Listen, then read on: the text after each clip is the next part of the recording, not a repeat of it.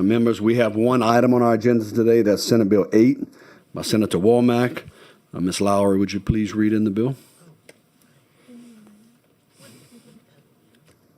Thank you so much, Mr. Chairman. Members, Senator Womack brings Senate Bill number 8 to provide relative to the redistricting of Louisiana's congressional district, to provide with respect to positions in offices other than congressional based upon congressional districts, and to provide related matters. Senator Womack, on your bill.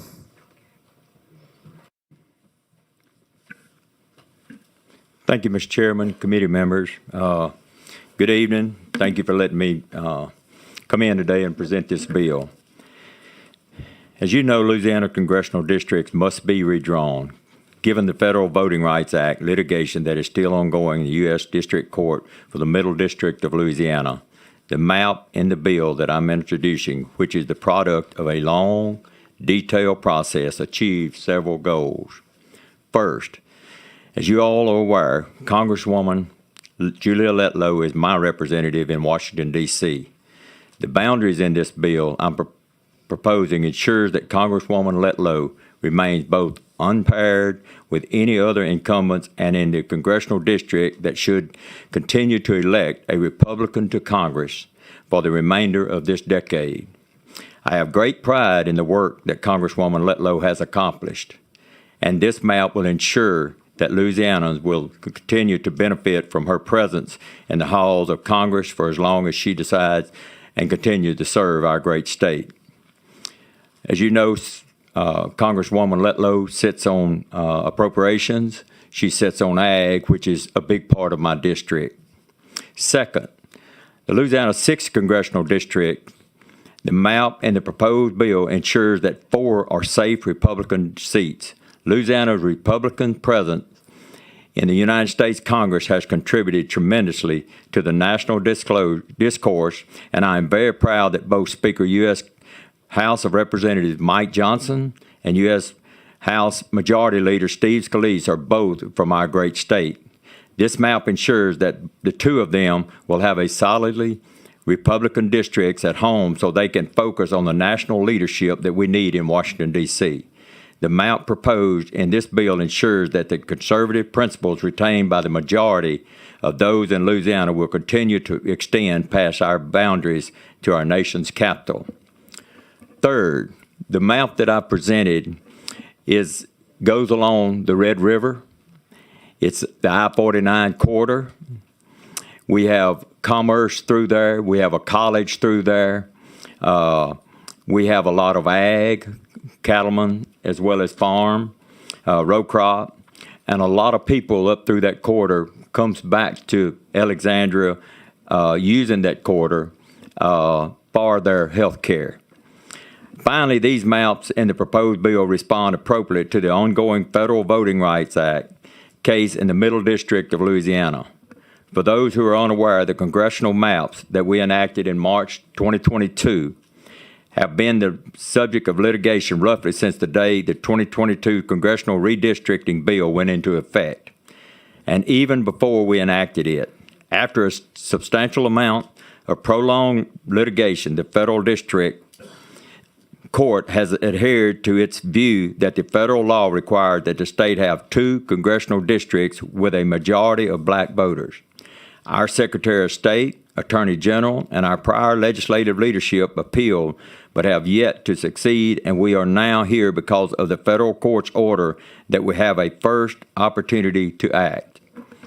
The district court's order that we must have 2 majority black voting age population districts combined with the political imperatives I just described have largely driven the boundaries for District 2 and District 6, both of which are over 50% black voting age population.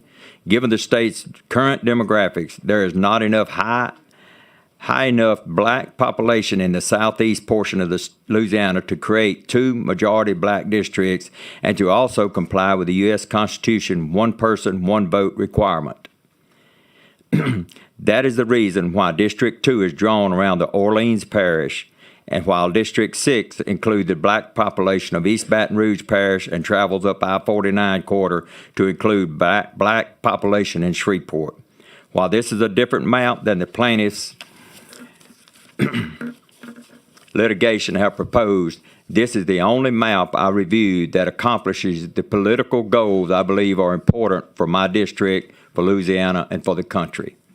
While I did not draw these boundaries myself, I carefully considered a number of different map options, and I firmly submit the congressional voting boundaries represented in this bill best achieve the goals for protecting Congressman Lutlow's seat, maintaining strong districts for Speaker Johnson and Majority Leader Scalise, ensuring 4 Republican districts, and adhering to the command of the federal court in the Middle District of Louisiana. I'd be happy to answer any questions.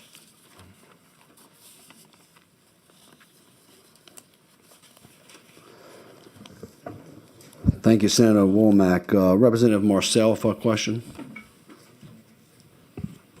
Thank you, Senator Womack, for presenting this bill. Did you have the opportunity to view the map that I filed? I reviewed several maps. Representative Marcel, HB 5? HB 5. I didn't look at the HB 5 Did per not. se. I looked at several maps. One of them could have been that. Okay. Because I heard you say that you thought that your map was the best possible route, a pathway to get to what we needed to, first of all, make sure that we get out of the litigation, apply with Section 2, and go about the deviations and the compactness and all of those different things that we needed to do in order to create a second black seat, congressional seat. Is that what I heard you say? Yes, ma'am. Okay. Well, I certainly want to thank you, and I know I spoke to you yesterday about putting an amendment on your bill to make sure that we could reduce the parish splits. I know we had some conversations, and it's a short period of time. Certainly, I don't know when the amendments are going to be offered up, but I certainly want to go down those same lines of, since I could not get my map through, which I thought was the best path, that I would support this map with some cleanup done to it. So I just want to make sure that I go on the record of saying that I spoke to you. The things that my amendment would do would certainly be to add Red River Parish to Congressional District 6 and preserving the things in Red River community as well.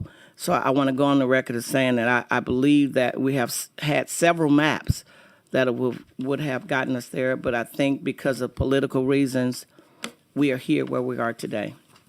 Representative Marcel, just if I could chime in for a second so I can let the viewing members know that online there are 2 different amendments that will likely be proposed today, and both of those are available online for the viewing public.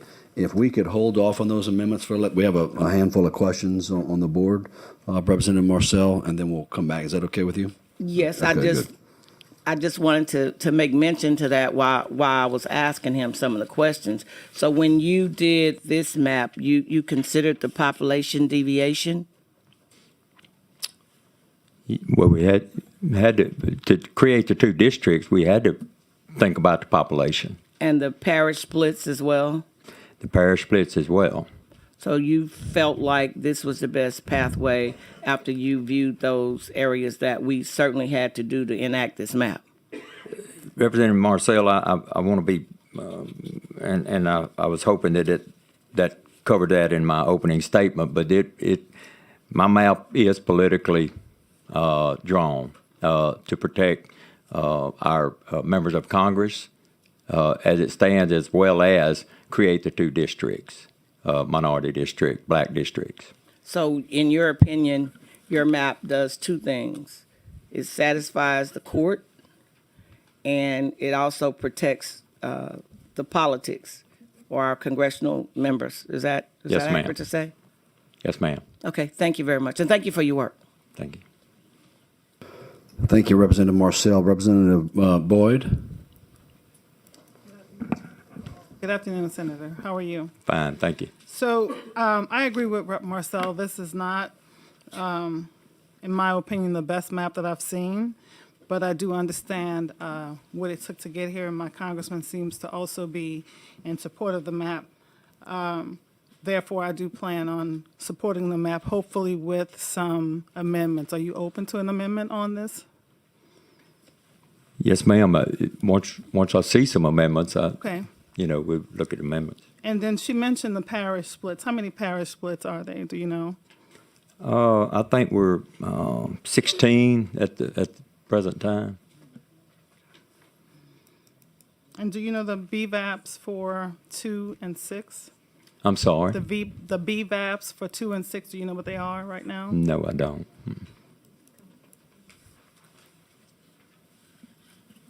Okay. Did you have any communication with anybody from, with community influences on this? Have you met with other groups? Who did you meet with to come up with this map? I've had several meetings over the period of time with several groups. With community of interest as well? It was hard to create communities of interest with this map and still achieve some of the goals that we were trying to achieve from the congressional political standpoint. Okay. Again, based on the map and my conversation with our congressman, if we can get some things cleared up and straightened up on it, I would be in support of the bill as well. Okay. Thank you. Thank you, Representative Boyd. Representative Newell? Thank you very much, Mr. Chairman. Senator Womack, thank you for the time that you've spent, because I know myself, we've been in this redistricting process for almost 3 years now. So I knew the time it took for me just to try to redraw my house district because of the growth in Orleans Parish. So I do understand when you're looking at congressional districts. So again, I want to thank you for the time that you dedicated to redrawing this map and submitting this bill. But I must say that I am along the lines of my two colleagues that just spoke, that although this is a good map, this isn't the best map that has come before us. It does meet the court requirements. It does meet the statute and the jurisprudence that is before us that guides us as to what needs to be to satisfy congressional districts. I did look at your numbers, the BVAP in 2 and 6, as well as the total population for these two minority majority districts. However, there were two other maps that were presented that were stronger for those two minority majority districts and didn't do as many splits. That's House Bill 5 and Senate Bill 4.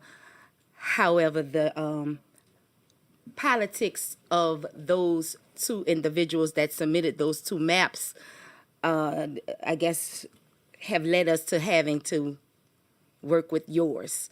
And it's disheartening that we do have so much politics that are guiding our maps instead of the policy and the people helping us to guide our maps and our decisions.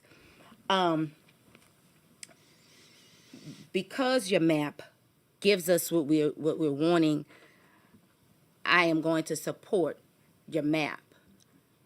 And again, I'm going to say it's not because it's the best map, but it is because it looks as though it's giving what we need. It does not reflect what the African Americans that we've heard from across the state during the road shows in 2021 asked for. It does not reflect all of what the Black Caucus and the Democratic Caucus has asked for these past 3 years, but it's the closest that we've gotten thus far. And it seems like it's the closest one that we're going to get that we could possibly get support from my other Republican colleagues on. But I just wanted to make that clear that it is not all that we asked for. And there have been better ones that were submitted by Democrats. But this is the best one that we've seen that's been submitted by you, sir. And again, I thank you. That's all I have for now. Mr. Chair, I'll probably press my button again. Thank you. Thank you, Representative Newell. Representative Marcel would like to just make a clarification for the committee. Thank you, Senator Womack. We keep using the term BVAP, and we know that there are many people in the audience who may not understand that terminology. So do you want to tell them what BVAP means? Or you want me to do it? Go ahead, you got the mic. Okay, sir. I didn't want to take over your bill. It's the Black voting age population for those that are looking online and maybe across the state. Because we keep using those terms, and I want to make sure that everybody understands what BVAP means. Thank you, Senator Womack. Thank you. When she asked that question, I started running through my mind. It's got to be voting age population, and I hadn't heard the term BVAP. It's voting age population, which does meet the. I don't know exactly, but it's in the high percentage, 50% tile on that, on voting age population. Thank you, Senator Womack. And look, for the viewing audience, those numbers are all on the bill. They're part of the bill that's been filed. So if you're listening online and you want to scroll through and look at different statistics on the maps and on the amendments, they're all there for you. Vice Chairman Lyons. Thank you, Mr. Chairman. Thank you, Senator Womack, for bringing this like that. Even though we're looking at this piece, and I'm studying it as it is there, and you mentioned in your opening statement about the plaintiffs and the cause of why you're doing this. But my question is, did you do any comparisons to the plaintiff's map or the first map that was issued, drawn on this piece with your map? Representative Lyons, I've looked at so many maps in the last 3 days till to say I did or didn't would be I couldn't answer that. I'm sorry, but I've looked at so many maps from what even through our road show, but in the last 2 or 3 days to say that my map and how it compares to another map, I'm kind of where I'm at right now, and I know what my map looks like now. Well, the reason why I asked that question was I wanted to know if you did any type of analysis to see how it would perform. I mean, it looks in particular, according to certain criteria, that it is a workable map of some sort. But how does it perform in comparison to the plaintiff map that was out there, that existing map? I would think that you would compare it to that one because that was the map of, not of choice, but that was the map in litigation. How would your map perform along with that one? I didn't look at a map. I looked at a performance chart. Yes. Right. That was printed. It's online that we pull, and it does perform very well. It does in the election. It performs. Okay. I don't have that map in front of me. I'm sorry. I thought I'm looking for it, but I thought it was here, but it's not.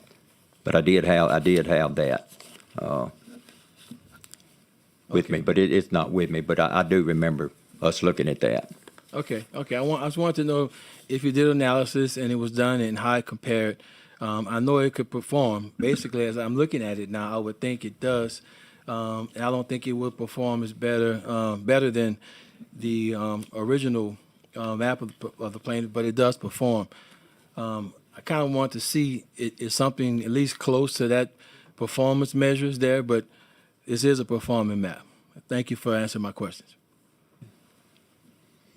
Thank you, Vice Chairman Lyons. Representative Farnham for a question.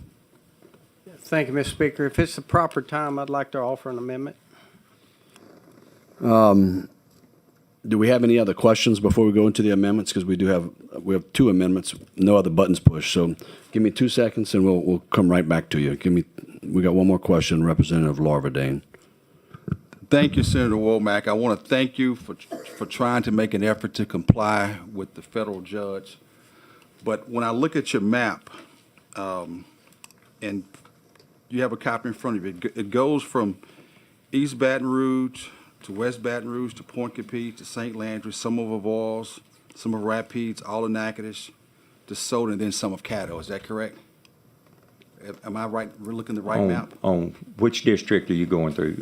2 Yeah. or 5? 6? 2? 6. Right, 6. you're right. Okay. Now, when you look at the community of interest, I'm in Rapides. I've got, my district is cut up two spots. I'm in District 4 and District 6. I know in the community of interest, you've got Rapides and Natchitoches, and I think that you've got the Creole Nation, you've got Northwestern State University. A lot of my students in my district attend those, so that's a community of interest. Would you agree? I agree. When you look at Natchitoches, there's a community of interest with Natchitoches and Caddo. You've got lumber companies in that Natchitoches area. A lot of people work. Royal Martin has a big plant in Natchitoches. Right. And a lot of folks from my area work there. Royal Martin's from Alexandria. And a lot of folks work in DeSoto where you have a lot of timber. And would you agree with that? I agree. You look at St. Landry. St. Landry has, Opelousas has a nice size, medium-sized hospital. So those folks in Point Capee, they will go to St. Landry to get their medical care and so forth in Opelousas area. Would you agree with that? I agree. And you look at West Baton Rouge, East Baton Rouge Parish. Is East Baton Rouge Parish cut in one district or 2 districts in your map? Because I'm having problems seeing it. Is I it would have to 2? look at the, 2? Okay. I've seen maps till infinitum. So I think East Baton Rouge is divided into 2. it's, Is that 2? It's yellow and I guess a yeah, light pink? right, 2. Okay. And it goes all the way to the great city of Shreveport. Right. Where our LSU hospital is. And the hospital is vital because in Alexandria, we had a Huey P. Long. You're familiar with that? And Jindal shut my Huey P. Long, so my Right. folks in Rapides have to go to LSU, so that's a community of interest. Now, with your hospital, with your district, it goes from East Baton Rouge all the way to Caddo, which is probably about a 2-hour ride, give or take, because I take that ride a lot going up to my area in Alexandria. There was a different map that was heard in the Senate, but it was a much cleaner map. That map didn't get out the Senate, and it didn't get out of this area. The map I'm talking about is Ed Price's, I think Ed Price had a map. Price Marcel map, I'm sorry. Did you get a chance to look at that map? That map was heard on the Senate side. Yes. Those districts were a lot closer, a lot compact, but you're presenting this district. When you look at District 4, that is the district for the speaker, Mr. Johnson, is that correct? Right. Does he have a problem with his district being cut in half like that? If you look at Winfield, if he's in Winfield and he goes to Sabine, he has to go through Natchitoches, which is not side of his district. You think he has a problem with that? Now, it looks like the shortest route would be through Natchitoches. But his prior map was just one contiguous area. Now he has to leave one district and go to another area, which he'll be representing. Is that correct? Yeah, that, Okay. Have you had a chance to talk to Congressman Johnson about this map? not directly to him. Okay. Is he content with this map, He's content. even though it slashes right through the middle of his district? Yeah, Now, Ed Price and Denise Marcel, let's go to District 5. Let's go to the District 5 area. Their map, they were looking at District 5, which is the eastern part of Louisiana. In their map, they had that as the majority minority district, I think. But you kept that map so you can help your friend Congressman Letlow, is that correct? yes, ma'am. Yes, sir. So this is more of a political map. Exactly. So our objective is to get 2 majority and minority districts, but you have presented us a political map. Isn't that correct? The influence is political. We created 2 minority black districts. But you also said earlier that you were trying to do your best to protect Congressman That was Scalise. that Scalise, as well as Johnson, Letlow, which is my representative, and Higgins. You were trying to protect your Republican team. That was a primary driver. So this is a political map. But the judge wanted you to make sure that you presented Two black, majority minority districts. and I've done that. I don't know if you've made an effort at it, but there was another map that was a lot cleaner map. Because the map that I see goes from Shreveport to Baton Rouge, which you're just zigzagging. And you picked up Alexandria, you picked up Natchez, you picked up DeSoto, but it's more of a political map.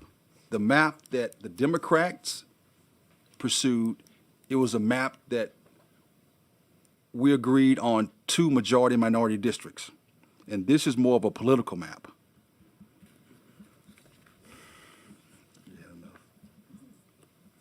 Thank you. Senator Womack, why are we here today? What brought us all to this special session as it relates to, what we're discussing here today? The middle courts of the district courts brought us here from the middle district and said, draw a map or I'll draw a map. Okay. So that's what we've done. And is this map achieve that middle court's orders? It does. Okay. When you were drawing the maps, you also took into consideration incumbency, correct? Right? Okay, to protect not just our state, but our national interest as Our well. national. Is that correct? Right. This is bigger than just us. It's bigger than just us, and Louisiana has never been sitting in the poorest position that they are today. What position does Congressman Mike Johnson have in the United States House of Representatives? He's a Speaker of the House, Okay. And what about Congressman Steve Scalise? Majority Leader. Okay. So The House. if we've been able to accomplish what the judge has ordered through your map, and also been able to protect the political interest, that is kosher, correct? That's exactly. Okay, that's what I was thinking. That's what I've learned through the process, and I just wanted to make sure that your map achieved that. Okay. Yes, sir, Mr. Chairman. All right. Senator, the board's cleared. We're going to go ahead, if you don't mind, and take up the amendments right now. Bear with me for 2 seconds. Senator Marcel sorry about that promotion. Representative Marcel and Representative Farnham both have amendments.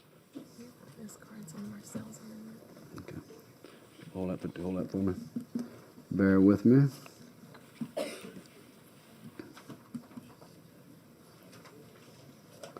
So the first amendment is Amendment 68. That is Amendment 60. Give me a second while it's loading.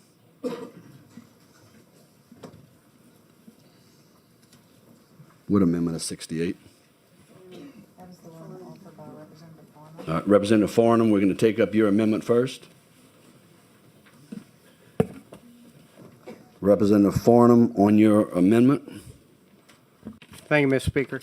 So I offer, do we need to read it in? Certainly. Ms. Lowry, please read in the amendment. Thank you so much, Mr. Chairman. Representative Farnham is offering up HCA SB 8 36268. And on page 1, it's going to delete lines 13 through 17 and delete pages 2 through 6. And we'll be inserting a new district configuration for the congressional districts for the state of Louisiana.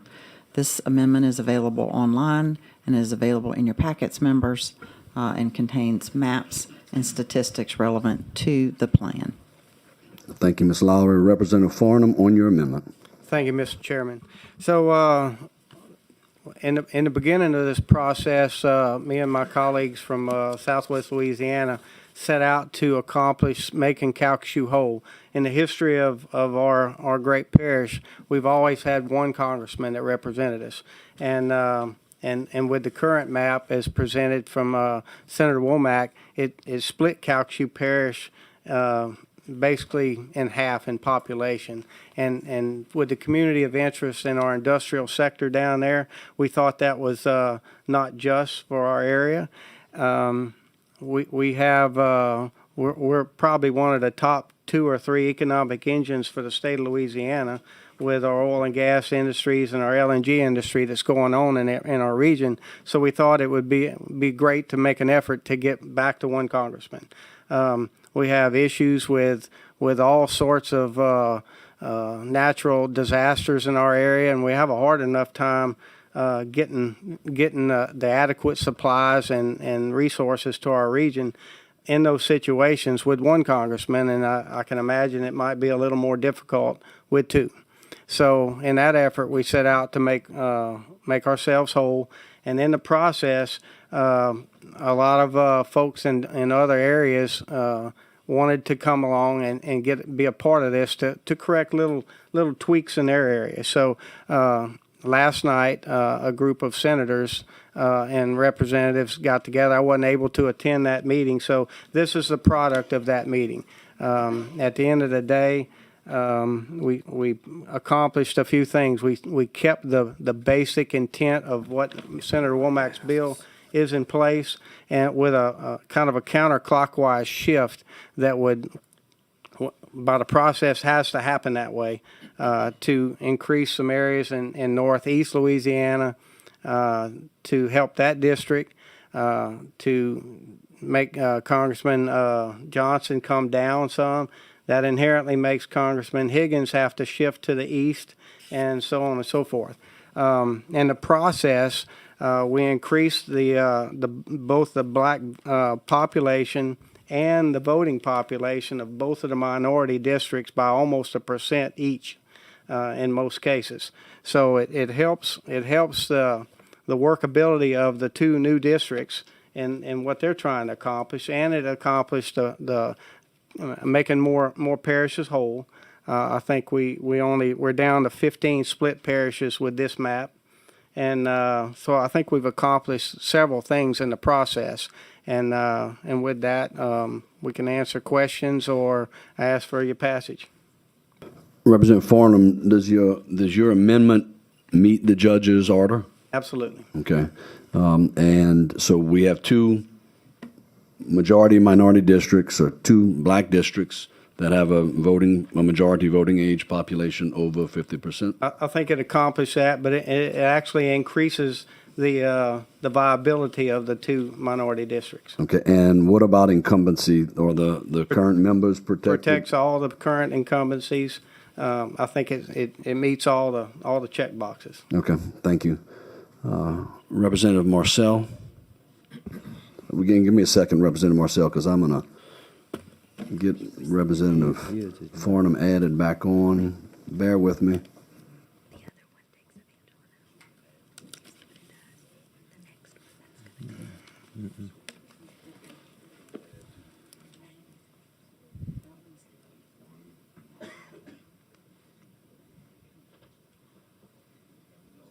You ready? Thank you. Representative Farnham, Yes, ma'am. you said that some senators and some representatives met last night, but you weren't able to be there. Is that what you said? That's correct. So whose map is this? This is Senator Womack's map. No. The amendment. The amendment, I'm the author. If Senator, I don't mean to- It has to have an author from this committee, and I'm the okay, it guy. has to have an author from this committee, so that's why. Who asked you to carry? This is my question. I started it myself without anybody asking me. Now, I allowed input from other members of this body to better my amendment, because mine was from my region's Just perspective, Calcasieu. Calcasieu's perspective. And so let me see. Let me walk down this really quick. In Calcasieu, you said that you wanted to make your parish whole. Did I understand that correctly? So instead of having 2 congressional representative, you wanted to make sure you were whole and you just want one. Is that accurate? Correct. That's correct. Okay.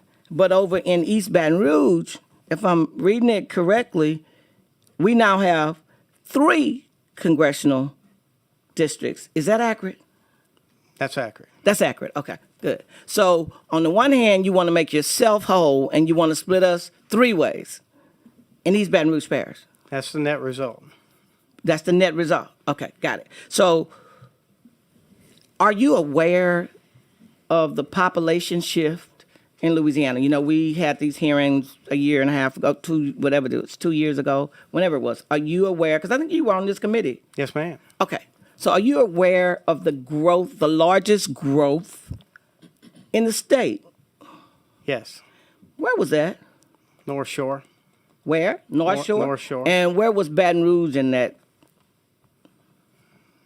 It's probably middle of the road. Middle of the road? Yeah. Would you say that Baton Rouge had more growth than Calcasieu? I don't know if that's accurate. I couldn't speak to that. They did. My point to you is that there was growth in Baton Rouge. They lost population in North Louisiana. Is that accurate? That's correct. They did lose population in, I'm just trying to That's refresh correct. my memory, in North Louisiana. So, but you wanted to make sure that North Louisiana, because it looks like, I'm looking at his map and your map, and it looks like you shifts Letlow back over. That's And correct. she pick up some more, right? That's correct. His map, Womack's map, didn't do that. So you added back Lincoln and Jackson, and you made her whole in Wichita. Washita whole. Washita whole. Washita, right? Correct. Is that right? Okay. correct. I want to make sure I got that straight. So are you aware that this map that you're proposing has less compact overall than Womack's map or the enacted map? Are you aware of that? That has less compactness? I know you didn't have a whole lot of time to study it because it was Yeah, I last don't night. know if I agree with that. You don't know if you agree with it? No. Okay, well, it does. In fact, it's the lowest compactness of all of the maps. That's A. The district level in Congressional District 6 is less compact than Womack's map. And the Congressional District 2 is half as compact as Womack's map. Are you aware of that? So what I do know is that the BVAP increased. I'm not asking the about the population BVAP. increased, and it helps the electability of those minority candidates in those areas. I guess that's your opinion. But what I'm asking you for right now is facts in terms of the compactness of the districts. So let me go to another one.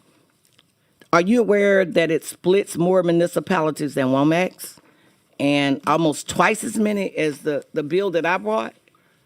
I'm not Are you aware of familiar. that? I'm not familiar with your bill. We Okay, it was didn't have a HB5. chance to hear that. I presented it in here. You weren't here? voluntarily withdrew it. Pardon me? You voluntarily withdrew it. But I presented it. But you had an opportunity to get it on your laptop and see it like we get all bills, right? Because you're on this committee. Yes. Okay. So this map, the amendments, if these amendments gets on this bill, it will split more municipalities than Womack's. The deviation on these amendments that go to this map is 129, which is both higher than Womack's bill, which is almost twice as much as the enacted map at 65. I think what I'm saying is there were more than one goal to meet when we were told to draw these maps. It was more than one thing that we had to consider: compactness, communities of interest, not splitting municipalities. And it appears that this map or these amendments, if we were to vote on this, does far more harm than good. So it's my opinion that we addressed all of the issues that we were set out to do. We've accomplished all the goals that we were mandated by the court to do. We have the two minority districts were very, very lightly touched, and mostly white population was pulled out of those districts. Well, let me just say this, Representative Farnham, with all due respect. If you were just trying to make Calcasieu whole and that was your parish and you were trying to do that, I might have a little bit more respect for this amendment. But since you are trying to make yourself whole and East Baton Rouge Parish split between 3 congressional districts, that would mean that for the public that's watching, because you can't see the map or you may not be able to understand it, that would mean that Clay Higgins would represent the people on Lakeshore Drive in Baton Rouge. That's what that would mean. So in my area, Clay Higgins represents my house, and if I drive 10 houses down the road, Congressman Johnson represents those people. I guess 10 'cause houses away from my house. I imagine because you're on the line. But what I'm saying is that's a far distance from where his district starts to bring him down to Baton Rouge. And I'm just trying to, it's unclear to me what the motivation of offering this amendment is other than political reasons. It certainly doesn't help us in Baton Rouge. Well, all I can say is my constituents at home expressed a strong desire to remain whole. Now, whether we were in District So do 3 or mine. District 4, I can appreciate that. I really can appreciate that, and that's why we all get a vote here. And so it's this is my attempt to help my citizens in my area. I get And in that. the process, I included a lot of other people from a lot of other regions were included in the conversation. I can't speak to who all was included that night because I wasn't able to attend that. It was people from New Orleans. I think Senator Womack was in the room when it was discussed, and I feel free to jump in anytime. Okay, I was in that meeting, and the back to the BVAP and the districts, District 2 and District 6 went up as far as black voter age population. Senator Gary Carter was in the room with us, looking at this and working on this to try to come for the best outcome. We did That would include. be, I'm sorry, that, you said Senator Carter? Carter, Gary And that Carter. would be Congressional District 2, right? He was in the room. Okay. He was in the room and looking at these districts with us. This wasn't. This was several senators trying to work to try to accomplish, I guess, a lot of maybe concerns from different ones. But I know Red River Parish was put in. Well, the only one with- that could have been concerned about Congressional District 2 would be Congressman Troy Carter. Is that accurate? Did he have a concern about your map?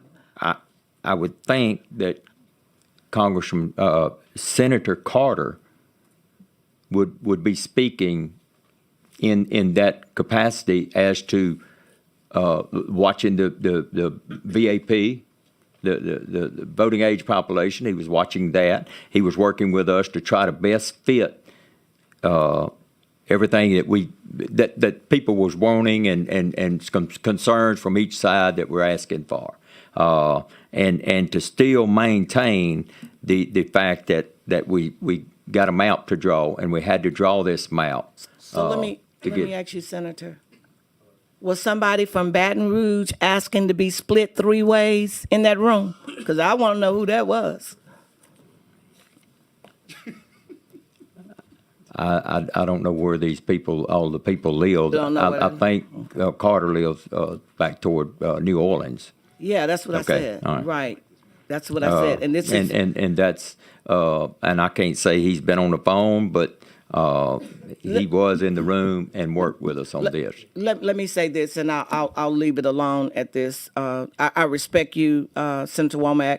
That's why when I proposed a cleanup amendment to your bill, I came over to talk to you about exactly what I was going to propose on your bill. I think it's disingenuous that we sit here and we drop maps that changes Baton Rouge because some senators got in a room and decided to change my district. This is where I represent. I don't mean, sorry. it's not Go your ahead. amendment, Yeah, but I'm I'm just sorry. making a statement. Yes, ma'am. And I'm not voting for any map that has Baton Rouge split 3 ways because that's insane. It's insane. And so, for whatever motive that they had, I believe that they threw a monkey wrench in a bill that I think would have gotten out of here without any opposition, which is your bill. So I don't know if you realize Yeah. it, but I mean, I don't think what they have done has helped your bill. And if Furnham wanted to protect Calcasieu, that's Calcasieu. It ain't got nothing to do with Baton Rouge.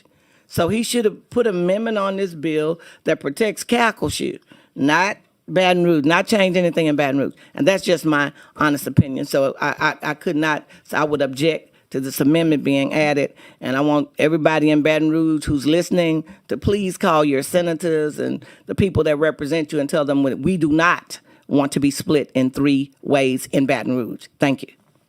Thank you. Just for correction, Senator Fields was in the room with us, so that I appreciate Senator Kathy reminded me of that. He was in the room as well. Thank you, Representative Marcel. Representative Johnson? Thank you, Mr. Chairman. Senator Womack, you represent Senate District, what's the number? 32. 32. You're my senator. And we share a lot of people, a lot of population. You have spent a lot of time on this map, haven't you? Yes, sir. And you've tried to do it as best you can and to make it legal and to make it to adjust the population shift that has occurred in our state. Is that right? That's right. And you're not doing it in a vacuum. It's affecting people that are in your district. Yes, sir. That's And you are exactly right. catching a lot of heat because of that, aren't you? That's right. You take your responsibility serious, though, don't you? I do. Even when it hurts you politically I do. and hurts me politically. It does, and I've apologized. I know you to be a good and honest man who tries to do the right thing. Does this map, as amended by Representative Farnham, my good friend from Southwest Louisiana,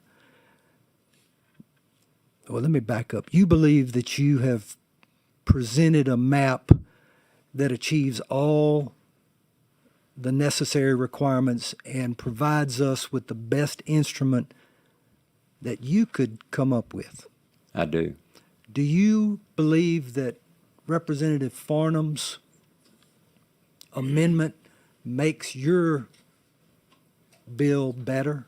Yes. And would you support your bill and your map and all of your time and all your political pain that you and I are feeling if he presents that amendment? I do. I would. Thank you, Senator. Thank you, Representative Johnson. Representative Newell? Thank you very much, Mr. Chairman. And Representative Farnham, I appreciate your attempt at drawing this map. But what I don't appreciate, and I do understand that this is a compressed session, and let me pause right quick and say thank you to our staff, because our staff is truly overworked and underpaid. So I understand how swiftly they work to try to get bills prepared, amendments prepared, so that we can have them in order to get to committee. But with all of that, we also need to consider how critical it is for everyone to have this information and these documents in time that those of us who are sitting right here and about to vote on this, and Senator, I'm sorry, I'm looking directly at you, but you right there, but this is no slight against you. This was not enough time to digest everything that is in this amendment. We went at ease at about 10, 15, 10, 20, whatever time it was in the 10 o'clock hour, but we just got these maps before we sat down. When y'all saw us sit down and pick up these papers, that's why we were shuffling, because we just got these amendments. And I just needed to say this is too sensitive of an issue, too sensitive of a topic to rush through it and to be thrown a set of amendments. There's probably more splits than what we are noticing. Rep. Marcel saw Baton Rouge because that's where she lives. So that's what jumped out at her first. But I'm sure there's some other members that might feel slighted. There might be some other populations or communities of interest that feel that they are not being listened to or heard. I would have appreciated more time to understand this since I was not given the benefit of being in the room. Rep. Farnham's name is on this map, and he wasn't in the room. You mentioned a lot of senators in the room talking about something that representatives are now sitting here trying to pore over, talk about, discuss, and understand in a shorter period of time. Most of us can't really pay attention to the discussions because we're looking and trying to understand these 15 pages that we've just been given. And I just needed to put that out there, Mr. Pro Tem, that we should need to give each other more consideration in our futures, that we give each other more time to digest things that are this sensitive of an issue and of a topic. And I'm still not satisfied with this map. Thank you. Thank you, Representative Newell. Representative Mark Wright.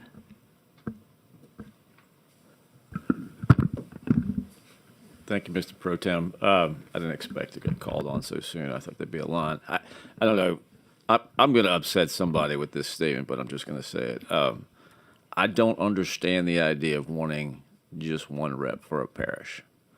I think if you got two people to go to. I don't think congressmen sit there and say, oh, St. Tammany, 50%'s there. I'm only going to give it 25% of my time. I think if you got three, I think it's possible you get three congressmen working for your parish. So I don't know what that does, but I've been hearing this all week, heard it the last time we did this, and to me, it's just not something I think matters. So I'll leave it there.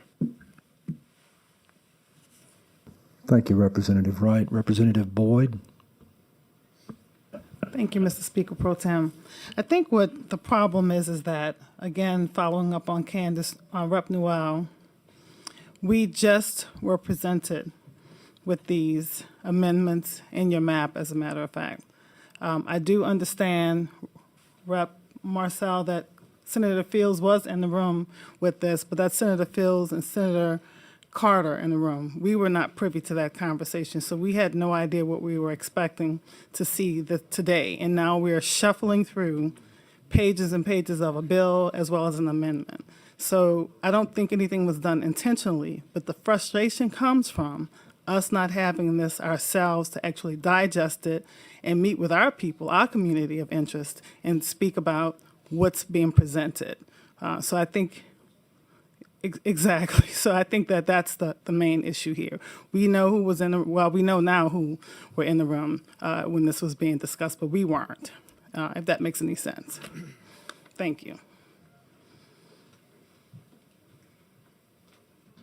Thank you, Representative Boyd. Representative Larverdane. Thank you, Mr. Chair. Rep. Farnham, thank you for making an effort to try to comply with the judge's wishes, but I'm still confused with your map. In the great parish of Rapides, we've divided three ways. Is that correct?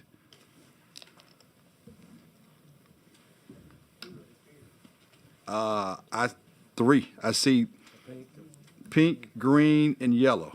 in the great, is that correct? Am I seeing something right? Yes. Look at Rapides, the real parish, where I'm from, and Mike Johnson. Rapides is on the east side, it's in the yellow, which is be Clay Higgins. In the middle, it'll be in District 6, and then it has a portion of District 5. So it's 3 in the, is that correct?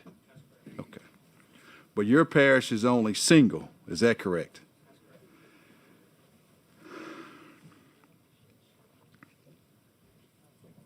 I think Avoy's parish is divided into 2 areas, is that correct? Excuse me? Avoy's parish is divided in District 5 and 4. 5 and, Yes, and they're 5 and split in the 6. current map. okay. Now, we had a better map that we think we proposed, but once again, with your map, you're dipping and diving and you're going through, you've got a, how many split districts do you have in that area? Do you know? How many what? Split parishes you have in, just in District 6. So in this map, there are 15 split parishes. And in the original map, if I counted it right, there's 32 split parishes. If I told you it was 16 original, would that be correct? Where would you get 36? That's not the count that I came up with. I don't know. I might be wrong, but I think the asterisk 16. beside the parishes mean that they're split. Okay. Let me correct. So there's 32 of them. Yeah, in Senator Womack's map, it was 16 split. Is that correct? I don't believe that's correct. I think there's 32 in the original map. Help me with that, Miss Lowry. I think it's 16. Members, I think what Representative Farnham is counting the number of asterisks, but the asterisk in front of a parish on the report, on the split parish report, means it is split. But there are 16 split parishes Okay. in the plan. So Okay. So we reduced that by 1, So it's I 15. think. If I'm adding right. Okay, how many do we have in our district? 15 in his original 15 in the original. and 16 in your amendment. Okay, so we increase it by 1. That you added 1 to it. Okay. How many do we have in the original with the Clio, with your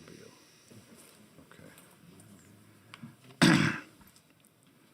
What about, where does Congressman Graves live? Is he in District 6 or is he in District 5? I have no idea where Congressman Graves lives.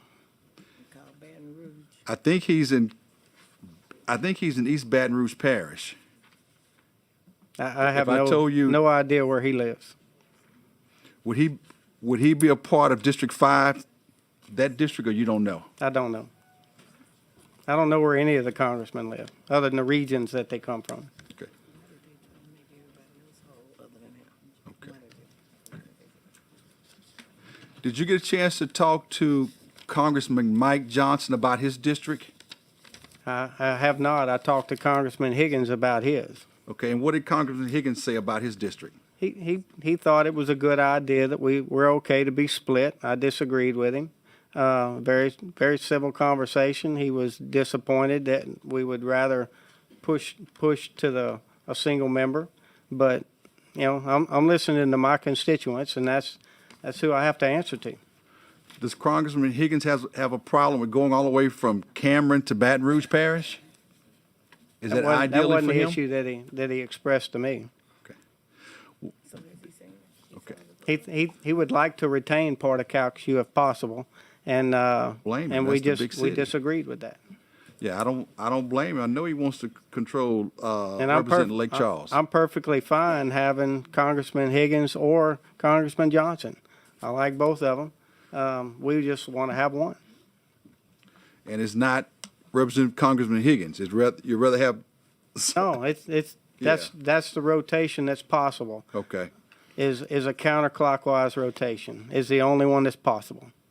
And I know with Congressman Mike Johnson, the Caddo Parish, they wanted to make sure Barksdale and Fort Johnson were in the same district. Is that correct? I believe so. And this map does that? I believe so. Now, what about Congressman Scalise? Did he have a problem with his district? I don't think, I haven't spoke with him. I haven't spoke with any of his staff. I couldn't answer that question. What about Congressman Letlow? Did she have a problem with her district? I think she very happy with the fact that she made Ouachita whole, which was one of her desires, and gained more northern population to for her district. People that she's represented in the past, she wanted to retain those people. And you had a good idea of what Congressman Carter wanted in District 2? I have no idea. And let me make sure, in District 6, the new district, the VAP map is 54.342. Is that correct? I'm looking at it. I'll take your word for it. They went up. Yeah, BVAP. Okay. And we know that that district will perform at that capacity? We feel like it'll perform better because the population, the BVAP has increased. And what about the BVAP for District 2 at 51.7? Will that It produce- increased as well. So your map will produce 2 majority-minority districts, is that correct? That's correct. But you've got several districts in District 6 where you have, my district, Rapides, is split 3 ways, and also East Baton Rouge Parish is split 3 ways. I think in order to accomplish the shift in population, I think some of the white population was extracted from that minority district in order to increase their BVAP. Okay, that's it, thank you. Thank you, Representative Larvaday and Representative Marcel. Thank you. Let me start out by saying I'm not personally attacking any senator, particularly Gary Carter, whom I like and have served with.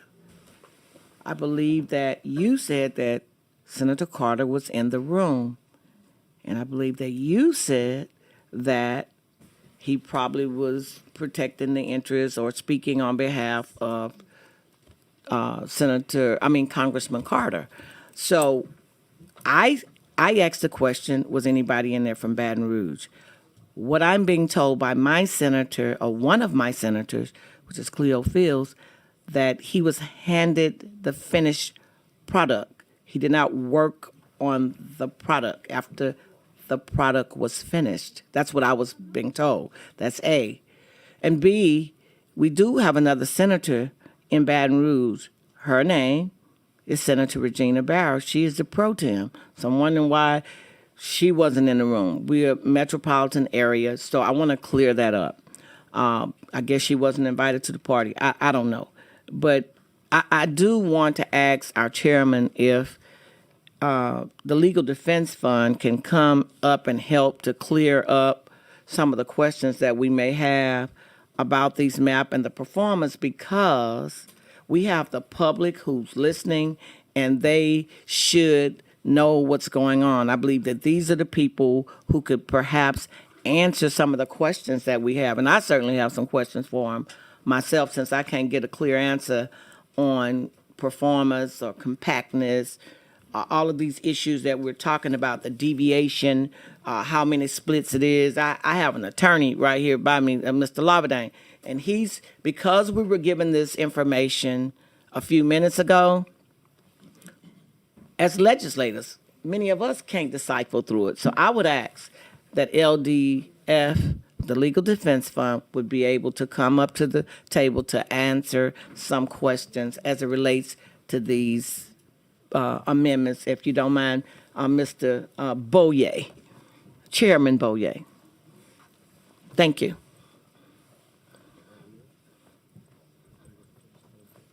Is someone here present from the Legal Defense Fund like to come to the table?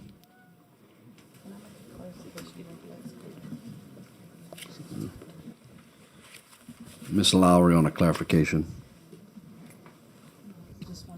Thank you. Members, I'm sorry, in the audience, I want to correct something I said earlier. Senator Womack's bill presently has 16 split parishes, as well as Representative Farnham's amendment at 16 split parishes. Thank you, Ms. Lowry. Rep. Marcel, and we have, Thank- if y'all wouldn't mind, please introduce yourselves, and y'all filled out cards. We did not, but we can. Please do. Thank you. My name is Victoria Wenger. I'm an attorney with the Legal Defense Fund. Jared Evans, attorney with the Legal Defense Fund. Thank you all for coming to the table, and thank you for your work on this matter. Can you please, first of all, let me ask you a question, because perhaps you all got this map a lot sooner than us. You all have been working for how many years on getting this done? We filed our litigation, Robinson, now v. Landry. At the time, it was Robinson v. Ardwin. The day that the legislature overrode the governor's veto, I believe it was March 30th, 2022. But the work started around the first road show in October 2021, September 2021. Okay, so can you all please tell me, in your opinion, what adding, if this amendment get on, what does it do to Womack's bill? Does it make it better? Does it make it worse? Is it more compactness? Is it more split parishes? Does it make sense? Help me and help walk us through it, because the public really needs to know what's going on. I know they can't know because we just got hit with it today. Representative Marcel, we're in a similar posture to you. The map that we advocated for was presented here in the legislature as SB 4, which died in committee, and HB 5, sponsored by you.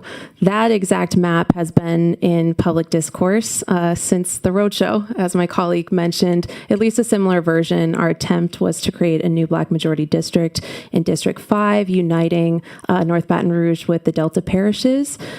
We have also seen in the public domain other versions of maps like HB 12 in 2022 that run along the Red River and the I-49 corridor. But we, for a variety of different reasons, had really coalesced around another option here. And that's because it has been held up to court scrutiny for years now. It has made its way before the district court, but also before the Fifth Circuit Court of Appeals. We've had to show that it's possible to reduce parish splits in line with Joint Rule 21, which was passed by this legislature in 2021. So I guess our journey started earlier than we represented. We've been following redistricting since perhaps the census and since you all made the rules. So I guess my question is, does this amendment make more splits than, because I think it has 16 in it? So y'all put us on the spot, so let me pull out my notebook and talk a little bit about the other maps we've seen in this process. Okay. Well, I'm just trying to get a little clarity for myself and other members, and just trying to figure out exactly what putting this amendment, and I know you hadn't had a long time to digest it, but what is your opinion about adding this amendment to Senator Womack's bill? Sure. So I think I heard recently, and again, we're processing this information as quickly as you all are, that there was 16 parish splits. Am I accurate in that? Yeah. Okay. That's So what I counted. The enacted map that is currently in place has 15 parish splits. The remedial map that we proposed in litigation and that has been vetted by the courts has 11 parish splits. That's what I thought. Representative Marcel, I think you also have an amendment that, I don't know if it has us beat, but it's certainly closer to that. And again, I know that there's been different opinions shared here about parish splits, but that's coming not only directly from doctrine around redistricting, but also Joint Rule 21. We have been abiding by the rules that this legislature put in place for yourselves. So that is the rubric that we are guided by, that the courts are referring to, that our map drawer is accountable to. So that's why parish splits are emphasized. There's also a logic to it. There's a lot of governing that's done at the parish level here. There's election administration, school boards, other elements of civic life that have been recognized in your politics, in your policy, in Joint Rule 21, and by the federal courts. So that's why that principle is so important. I think there's many other things, and again, I don't even have a copy of the amendment in front of me here, but we have had to comply with principles like deviation, trying to get that as close to zero as possible, certainly trying to keep important places. We've heard really compelling testimony about the importance of keeping military bases whole, or the communities that serve those areas, whether it's, housing or other communities of interest. We have tried to comply with that over the course of the process. Even SB4 and HB5, we have alternative options that we could pursue to keep some of the military districts that have been, or military bases that have been mentioned whole. We'd be happy to work on that with you all. We would be happy to end this litigation with a map that complies with Section 2 and also can achieve other political ends. We understand for any type of politics that our bill was not successful here. We do, however, know based off of the amendment that Representative Marcel has presented here, based off of a record from prior bills filed in this process or presented by the civil rights community that follow the Red River and I-49, that there could be ways to clean up this amendment to otherwise perfect it that maybe could get us further towards resolution in this litigation, but none that could do that as efficiently and cost effectively for years and years of expensive litigation with folks far above my my bracket to get it over with and to finally just be resolved. There is a path forward there. It is in grasp. We would love, and on behalf of our clients, we would love to see that resolution. Well, thank you. I just was wondering, Rapides and East Baton Rouge are heavily populated by minorities, right? That's Would correct. you agree with that? That's and I'm correct. just wondering, how would the court view that we split it 3 ways, both of them? I think the court would have a lot of questions about what are the politics guiding this. And I think my question is, why for 3 years or more are we not listening to Black people who came here?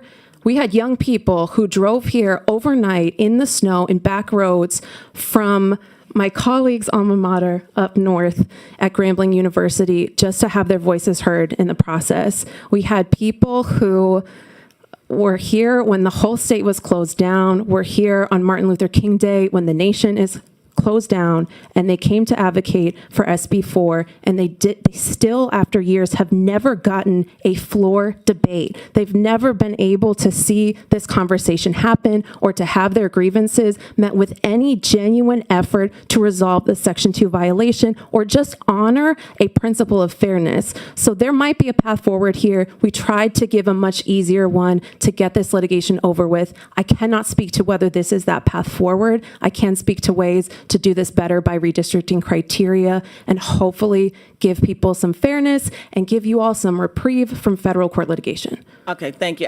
I'm just wondering if there's a risk that the judge would say that she would go ahead and draw it herself, because instead of reducing it, we increased it.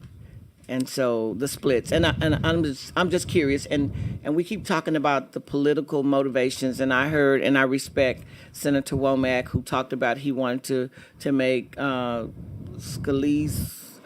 He checked with Scalise, he checked with Letlow. I heard every person's name except Gary Graves, and that's one of my congressmen. I was wondering if y'all had a conversation with him as well. But Hope you're not asking us that. pardon me. Yeah, you weren't asking that to me. No. though. No. I was just making a statement because I'm about to be quiet.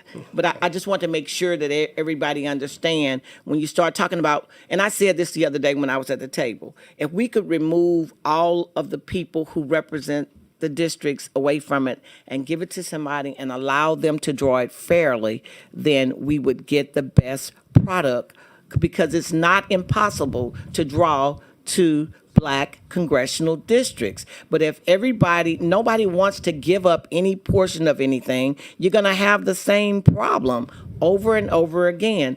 And I do respect that Senator Womack says his district is getting hit as well. But everybody has to give up something to do what is right. And nobody wants to do that. Some people want to make sure that they have a certain number of a certain population to win. And it's just not right. It is not right. It is far too long that Louisiana has done things wrong, and it's about time that we do something that's right and get us out of the courts. And I want to thank you guys for your work. I don't know if anybody else has any questions for you, but I see this as strictly politics, last minute, let's throw in something and confuse the whole issue, but I will not vote for this bill with that amendment on it. Thank you. Also, have y'all filled out cards? If not, would you please? We're gonna do fill them out. Okay, thank you. Representative Weibel? Yes, thank you. If you could remain just for a minute, please. Sorry. I'm sorry, I didn't catch your name. Sorry, I'm Victoria Wenger. Oh, thank you both for being here. I appreciate it. You mentioned in your remarks, you connected splitting parishes with local politics and like school board elections.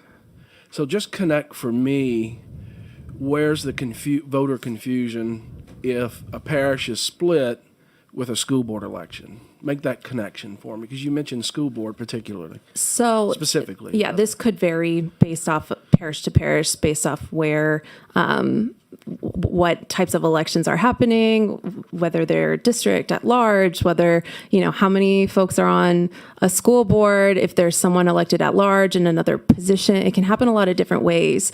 Again, what I was speaking to, again, is Joint Rule 21, which dignified the fact that this legislature, the prior legislature that enacted it, wanted to keep in consideration how current political lines like parishes, that's probably the most significant one you could think of here. But another thing that our map drawer considered and that Joint Rule 21 is considering is municipalities or unincorporated areas. And so you're thinking about how are ballots drawn around that? How are people conceptualizing? And we don't just work on redistricting or litigating. We do civic education all the time, and we represent groups that are trying to get folks engaged in this process, excited, and knowing that their vote's going to matter. So it's perhaps a way to reduce some confusion or to have, again, the lines line up. But again, I think the legislature and the folks behind Joint Rule 21, many of y'all colleagues or folks that have moved along to the Senate but were part of that process, can speak best to why that matters specifically to them. But it is something that's been dignified in the courts, that's been recognized both at a very Louisiana specific level. Most other places we're calling them counties instead of parishes. So it means something here, it really matters. So I think that's why perhaps it was involved in Joint Rule 21. Perhaps it's mattered to the courts, but parish splits is something you can quantify.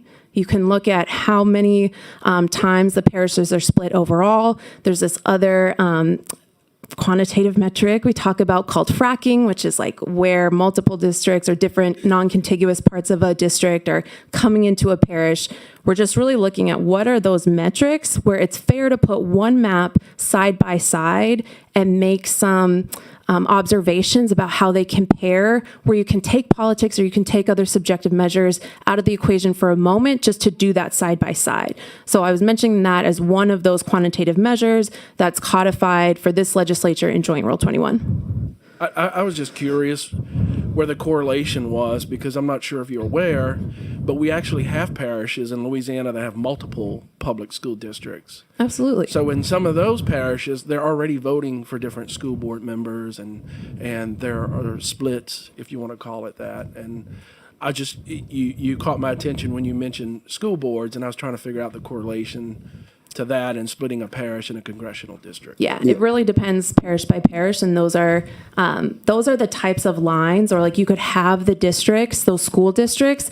That's one of the things that map drawers can actually have on the screen and can use as a measure of how to look at that. So you can also look at what's called landmark or COI landmarks. So thinking of school districts or hospitals, airports, everything else. When you're looking at that metric, all I can't speak to this amendment. I just saw it. But in terms of landmark place splits, the map that we had proposed had the exact same amount as the enacted map. So that was another metric that in our process we were able to hold ourselves accountable to making sure our map was as good as, or in most of the instances, better than the enacted map. So look, Representative Weibel, we can do, I know you're a big school board guy. Why don't we get you with them afterwards and y'all can talk in some details on that. We've got slide decks on this. No, I'd be happy to provide a course anytime. Thank you so much. Thank you, Representative Weibel. Members, that clears the board. Representative Farnham has a motion on the table to adopt amendment set 68. An objection. Ooh, what's that? Oh. 1 second, members. Vice Chairman Lyons. Thank you, Mr. Chairman. And I was going to address this to Representative Farnham on your amendment. And after the table was clear with that information, now I just want to say that the past 2 years, I've been through every road show throughout this state.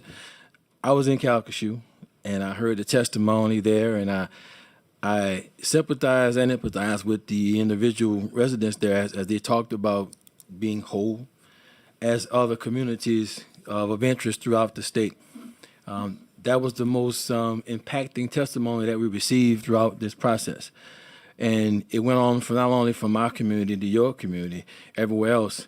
And the question remains always, and we don't have an answer for, is can we draw the perfect map? I don't think we ever can draw the perfect map. I don't think that there's ever going to be a situation where everybody's going to be happy or even whole. But I'm looking at the mission that we have here, and the mission that we have here is that we have to create 2 majority black districts. And performance of those maps that we saw earlier, some that didn't make it through, some that were here, and clearly yours, Senator Womack, some of them performed. Some performed better than others. But we have to look at the center of this piece, and that is to create those districts that perform. And some of that's going to be for debate, and some that's going to be for the clearing pieces to happen as we go forward. But I just want to put on the record, that I know the senators worked hard on this piece, and that goal is what was in mind, to create these 2 majority black districts, and to do it with as much as the criteria as possible to be done, to make sure that it is conforming. And with that being said, I want to get that clear of what that message is and what we're doing here with your amendment before we go with this piece. And I want to say that, Mr. Chairman, as we go forward and this opportunity. Thank you. Thank you, Vice Chairman Lyons. Members, back on the motion, we have a motion by Representative Farnham to adopt amendment set 68. Is there any objections to the adoption of that amendment set? Hearing no objection, amendment set 68 is hereby adopted. On to the next amendment. We have amendment set 70, I believe. Representative Marcel.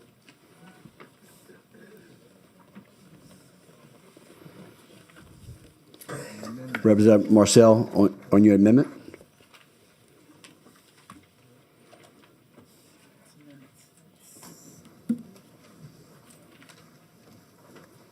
Or Ms. Lowry, would you mind reading that in?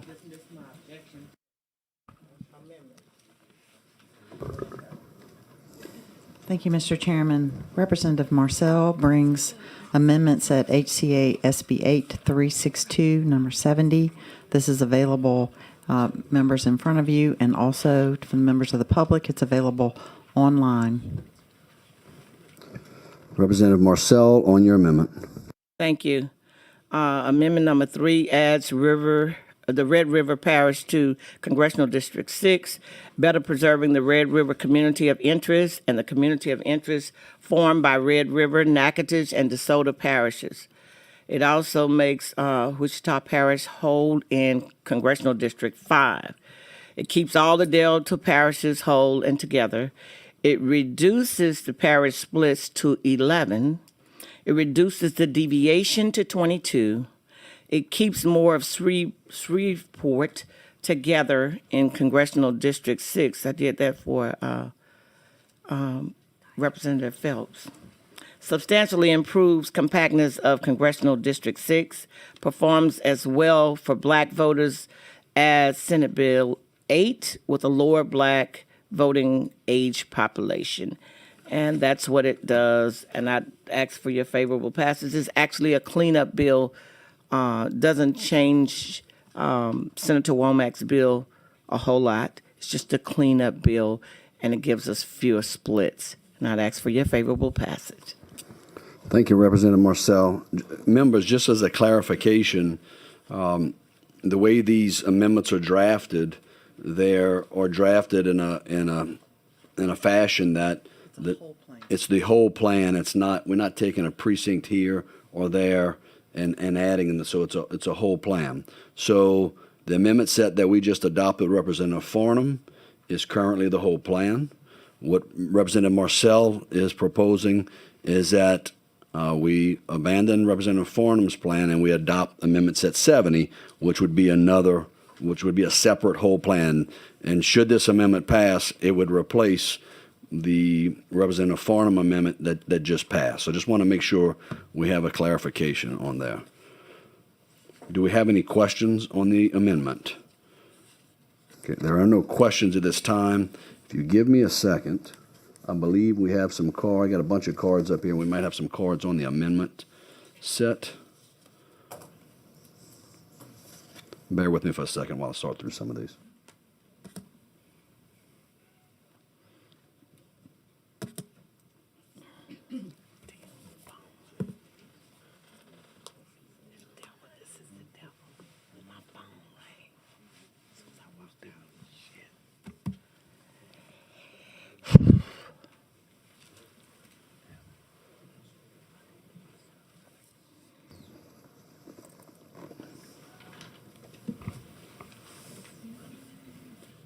Mr. Chairman, if I might. Go ahead, Senator. Have the mic.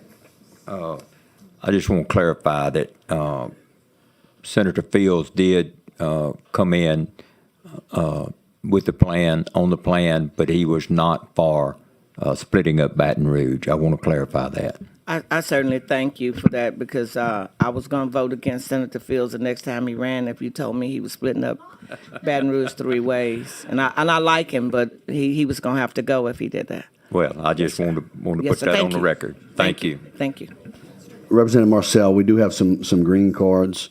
All of them present and do not wish to speak, but all in favor of this amendment set. Ms. Martha Davis, Mr. Jared Evans, Ms. Ashley Shelton, and Ms. Victoria Winger. So all those green cards in favor. There are no questions for you, Representative Marcel. Members, Representative Marcel has offered up Amendment Set 70 for your consideration. Representative Farnham has objected. Ms. Baker, would you please call? So look, a vote yes replaces Representative Farnham's amendment with Representative Marcel's amendment.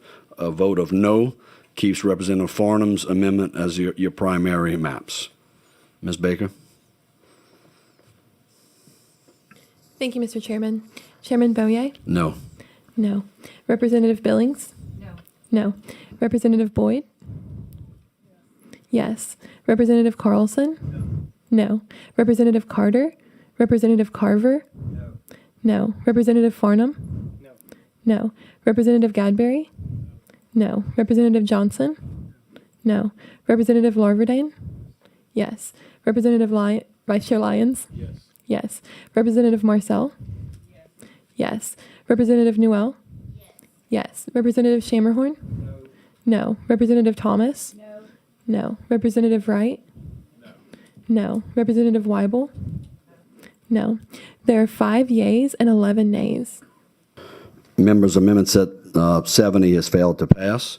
So we're back on the bill, which is the Amendment Set of 68, which we have just adopted. We're going to go ahead and read in some cards. Present in support and not wishing to speak. We have Ms. Brianna Robillard. Present in support and not wishing to speak, Deborah Hebert. Gary Hebert as well. Alice Blade, present not in support, not wishing to speak. All of these are present in support, not wishing to speak. Ashley Dooley. Heather Trice. Catherine Mays. Gail Baralt. Julia Harris, Joyce LaCour, Lucille Harris, Christy Robinson, Kathleen, maybe Matharms? Farms? Oh, Farms, okay, yep, thank you. Farms. Tisha and Tisha Lathan. We have a couple of red cards, present and not wishing to speak in opposition. Christine Robinson, Gail Peralt. And then we have some red cards present and would like to speak. We'll start with Chris Alexander. So if you'll give the floor, please, Senator. Mr. Alexander, if you'd please introduce yourself for the committee. My name is Chris. Give me 1 second, Mr. Alexander. Representative Newell, you have a question? Newell. We're back. I get it right most of the time. Sometimes you do, you agree.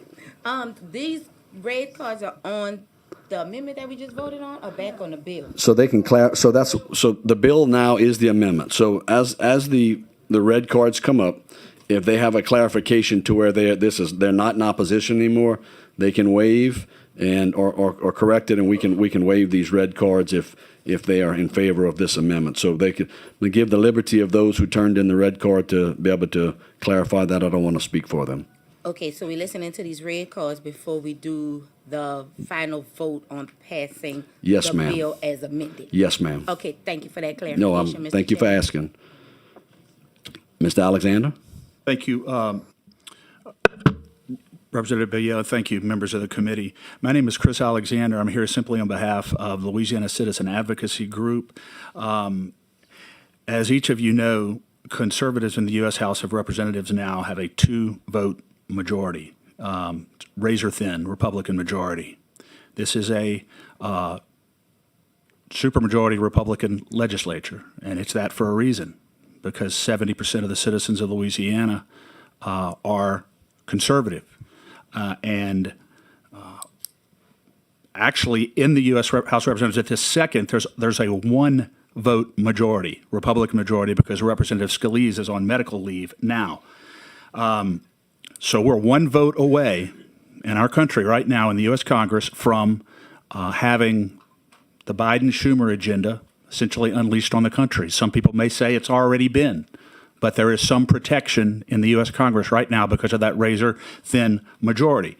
By voting for this bill, creating an additional minority district in Louisiana, it's our view that you are giving that majority away, and you're putting the very delicate balance of power in the U.S. Congress in very grave jeopardy on matters of profound consequence to citizens of Louisiana and citizens across the country. Everything is at risk here. Now, the argument that we've heard from a lot of Republican members here is that if you don't pass a new plan creating an additional minority district in Louisiana, then the federal court judge will make that decision. Well, her actual order says that the plaintiffs, when they went into court for a preliminary injunction, never tried on the merits, just a summary proceeding, said that they had carried their burden of showing that the current map violates Section 2 of the Voting Rights Act, and that the plaintiffs had a substantial likelihood of making their claim successful, which is that we'll have a second minority district in Louisiana. But there was no trial on the merits. But the judge essentially said, if we have a trial on the merits, I'm going to rule in favor of the plaintiffs, and I'm going to create a second majority minority district in Louisiana. That's exactly what this bill is doing right now. And if our current map if you do nothing and our current map goes back before Judge Dick, she's going to probably end up doing the same thing, but at least we have a chance to fight for the current map in our state. And no matter how she rules, we have the Fifth Circuit Court of Appeal and we have the U.S. Supreme Court. And again, everything is at stake, and it seems like we're simply giving it all away right now. We believe that this is worth fighting for. We believe that that balance of power is worth fighting for.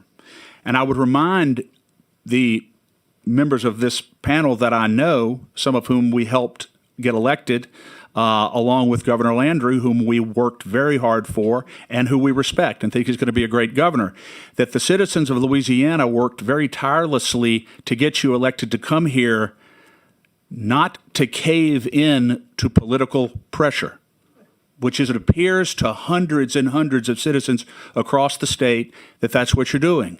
You're caving in to political pressure, and you're giving in without a fight. Speaker Mike Johnson has weighed in on this. We heard some testimony earlier that Congressman Johnson apparently was okay with this proposed legislation. That's not our understanding at all. In fact, Congressman Johnson specifically said that our current map from 2022 needs a full trial on the merits with appellate review all the way to the Supreme Court if necessary, because the issue is so profoundly important to the future of this republic. I want to reiterate before I close, as I said, people all over the state are watching this right now, many of whom voted for you to come here, some of you who were just elected very recently. And if 6 months or a year from now, the United States Congress is controlled by Democrats, it started in this House. It started and ended in this Capitol. And that's what will have made it possible. And the citizens of Louisiana, I can tell you, will have a very, very good memory if that occurs. I would respectfully submit that your responsibility is to represent the interests of the substantial majority of Louisiana citizens and not to cave to political pressure. And we're asking you to defeat this legislation. Thank you. Thank you, Mr. Alexander. And look, just and you got a couple of questions, but just from our standpoint, I sat on the committee when we drew the other maps that we all believe were fair and we believe is representative of the state of Louisiana. The Fifth Circuit sent it back to the federal judge and basically held us hostage that if we don't do it, she's going to do it. And so none of us like the position we're in. But, you know, and a little bit to your point, we were elected to serve, and we feel that we would prefer to have the lines drawn in this committee than to have some Obama-appointed judge drawing the lines for us. And so we don't like it. It's painful to do. And so I feel your sentiment, and I'm not disagreeing with most of what you said. I mean, it's what goes on in a lot of our minds. So I appreciate your comments. Thank you. And you do have a question, Representative Newell. Thank you very much, Mr. Chairman. I'm troubled by your statements because this is not a process by which one party is losing power, caving in to another party. This is a process by which the other 30% of the people in this state are trying to get the representation that their population and numbers deserve in Congress.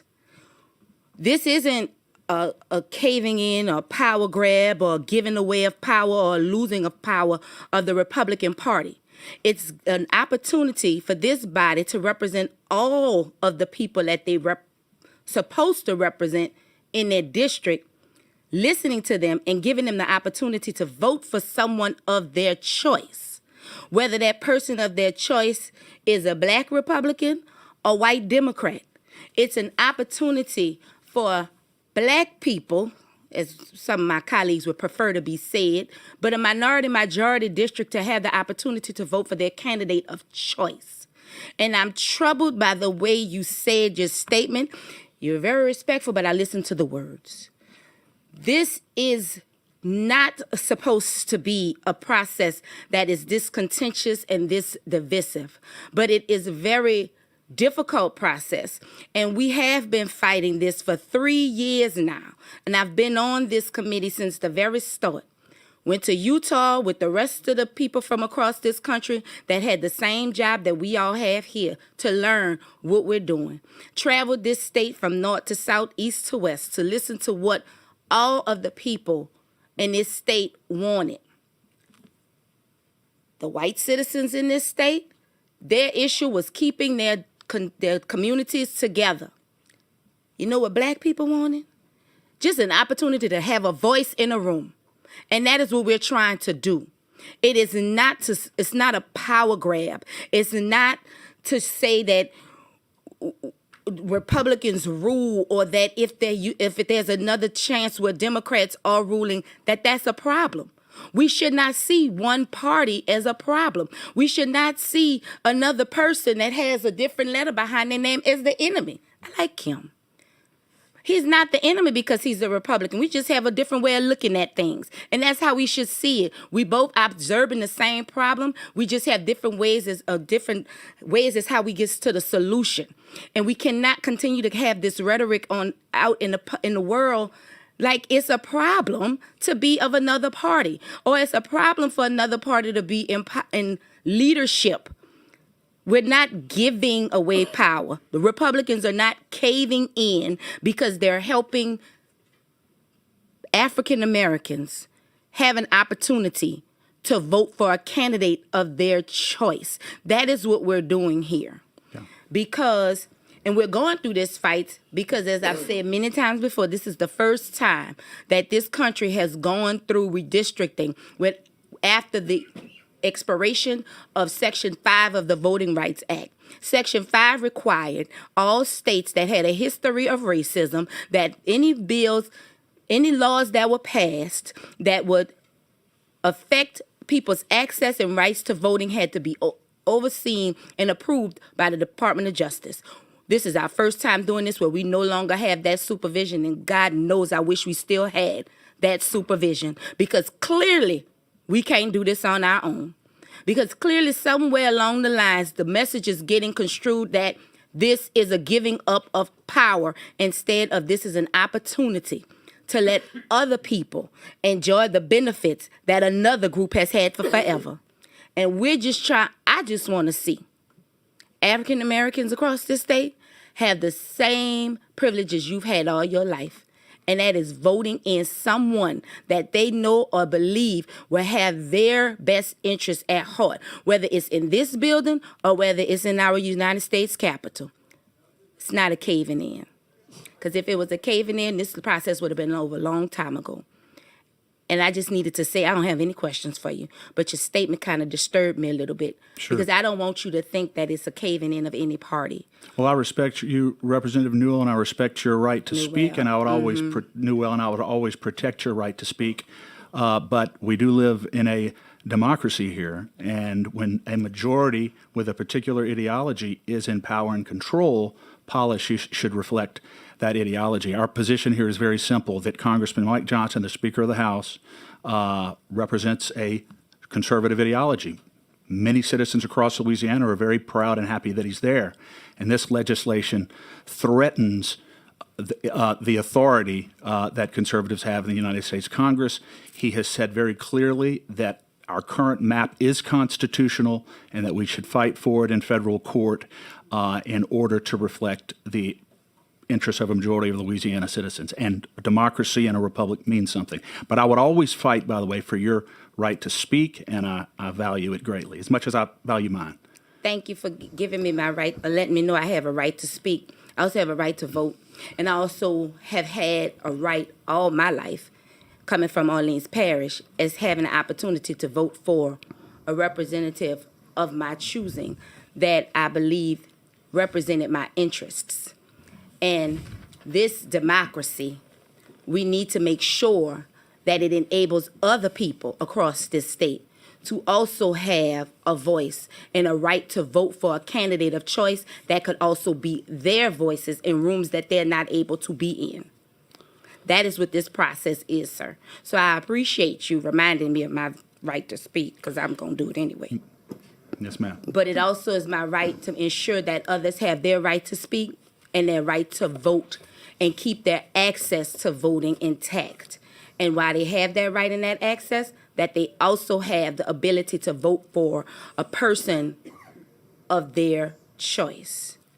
Thank you very much, Mr. Chairman. Thank you, Representative Newell. We have a handful of representatives that want to exercise their right to speak. Representative Carlson. Thank you, Mr. Chair.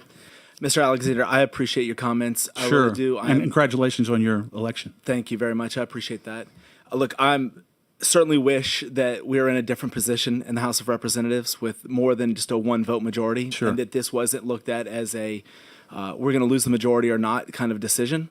But unfortunately, that's the position that we find ourselves. And I can assure you this, that we are not here today because we are caving to any kind of political pressure. The fact of the matter is, like it or not, Judge Dick has said either you do your job and draw the map, or I'll draw the map for you, period. We've argued this case before the Fifth Circuit twice. We've asked the Supreme Court to hear it. They've said you need to go and do your job first, which our job is to draw these maps. Sure. I don't like this position. I wish we were not in this position. I like the maps that the legislature a few years ago voted on and approved. But here we are. And so as I look at it today, I'm a realist, right? I could say I wish things were different, but today what is presented in front of me is either Judge Dick draw the map or we draw the maps. I feel like this legislative body is going to draw a better map than Judge Dick will, period. Yeah. And that's why we're here. That's why we're going to vote on the map that we think is the best. And I would rather put this decision in the hands of elected representatives than in the hands of an unelected judge. And I very much appreciate that, Representative Carlson, and I would simply argue, consistent with Speaker Johnson's position, that our current map is constitutional, and it's worth fighting for when you consider what is so profoundly I at understand, stake. but there is no position to fight at this time. It is either Judge Dick draw a map or we create a map. There is Right. no continue. The fight true. cannot continue on beyond that until we draw a map or we don't draw a map. But if you don't draw a map, or do draw a map, either way, you end up with a one If we majority don't draw- minority increase. If we don't draw a map, we end up with a map that Judge Dick draws, which will be a map with 2 majority black districts. But Exactly what we're going to have as a result of this legislation. But it will not be as good as the senator's map. Well, the net effect, I would respectfully submit, would be the same. It certainly is. And look, I think there is a legal basis for it. Look, I'm glad that we are having this conversation. And in all fairness, in all honesty, I think all of these maps look crazy. Because the truth is that the overarching argument that I've heard from nearly everyone over the last 4 days has been race first. I wish it weren't that. This is the first argument today that said I'm basing a map on political reasons, not on race. And I think it's a shame that we are having a conversation where race seems to be, at least based on the conversations, the driving force, when we do not live in a segregated society or nearly as segregated as it once was 40, 50 years ago. And so the reason why this is so difficult is because we are moving in the right direction. We don't have concentrated populations of certain minorities or populations of white folks in certain areas. It is spread out throughout the state compared to Alabama. Alabama has 17 counties that are minority majority, and they are all contiguous. Louisiana has 7 parishes that are minority majority, and only 3 are contiguous. That's why this process is so difficult. But here we are without any other options to move forward. And so I hear what you're saying. I respectfully disagree with the characterization that it's bending to political pressure. You know me, and you know that I wouldn't do that. But I don't see any other path forward. This is the best of 2 bad options, and I'm going to always do my job that's before me. And I understand that. Is there anything? Do you think there's anything that would be an option? Would be to allow our Attorney General to argue the constitutionality of our current map in federal court, Fifth Circuit Court of Appeal, and Supreme Court? Already been done twice in the Fifth Circuit and asked of the Supreme Court, and they've refused to do that. And here we lie today. There's never even been a trial on the merits, Representative Carlson, on That's this not map, our even in decision. district court. That is the judge's decision, unfortunately. And if you don't do anything, they'll have one. And if we don't do anything, we'll have a worse map. Thank you, Mr. Chair. Thank you, sir. I appreciate the interchange. Representative Marcel. Thank you. Mr. Alexander. I guess it's disheartening for me to sit here in 2024 and hear that we certainly need to keep the power, and if you all do what's right in Louisiana, we're going to lose our thin majority. If we would have done what was right a long time ago, you probably wouldn't be in the majority. If Alabama passes what they need to pass, and we pass what we need to pass, then perhaps we will have a fair and balanced Congress. And you'll be in the majority. Well, and what's the problem with that, sir? Well, there's millions of Americans who have a problem with that. Well, and guess what? It's millions of people who have not had an opportunity to have a seat at the table. We have a problem with voter suppression. We have a problem with people thinking that we can't make decisions. And let me say this, on the other side of the aisle, on the other side of the chamber in the Senate, I have colleagues that have some of the same beliefs that some of you have, right? And they believe in pro-life. They are African Americans. I believe in pro-choice. So to say that everybody's ideology, because they are black, is one way, is certainly crazy, number one. And number two, I really agree with you with something. And that is send it back to the courts and let Judge Shelley Dick draw the maps. Wait, We you could then agree with me? I do agree with that, because then we could remove all of these different people and these moving parts that everybody, these political interests, because we do deserve 2 black congressional seats. Because where I went to school, it was a black school though, Capitol High School. When you divide 6 into a third into 6, you get 2. And so we deserve 2 seats. And that's what we deserve. We're not begging for something that we don't deserve. That's what we deserve. And God forbid, maybe somebody will get elected that feels like you or have the same ideologies as you, but perhaps they won't. People need an opportunity to have their voices heard. And when I send somebody to Congress that feels like you, that represents my district, then you do not represent what I believe. But what And if I that's called represent the communities. majority of the people in your district? What if what? Look, I'm the just, questions come from this way to sorry, you, I'm so sorry. we don't go the other way. Thank you. I appreciate all that. I'm saying need to to keep you, this Chris, timeline. is Yeah, I think absolutely. it's disingenuous to sit here and say and look at us in 2024 and say, black people in Louisiana, you might be a third, you could be 40%, but we do not want you at the table making decisions as it relates to what you want or your constituents want. And that's what I'm hearing. And it's really, really sad. Representative Marcel, I hear you.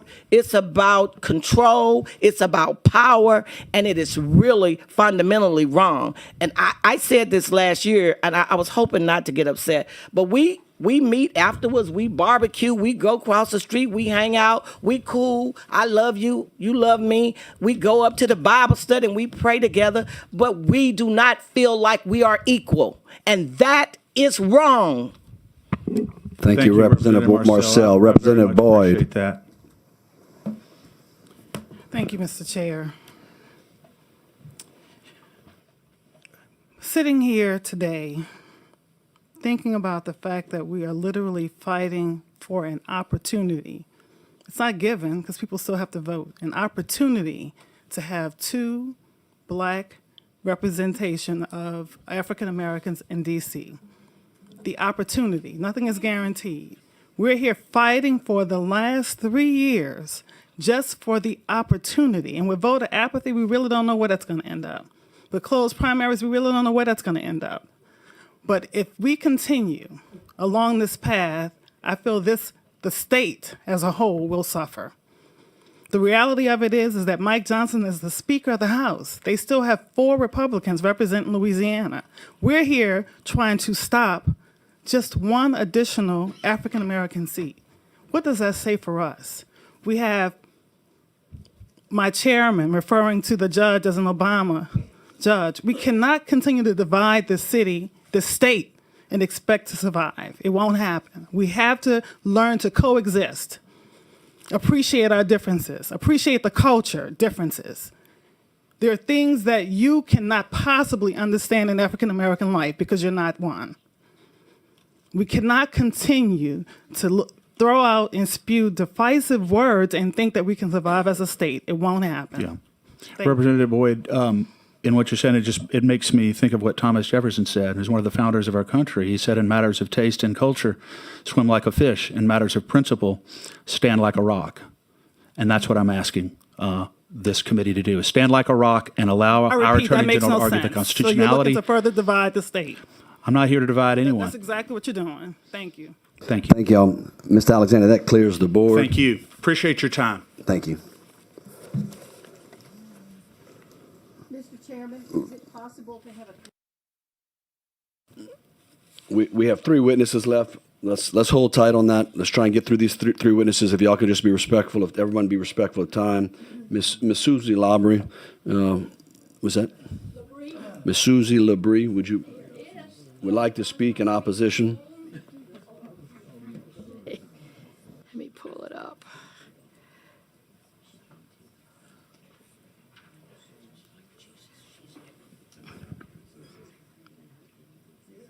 Miss Labrie, you ready to go?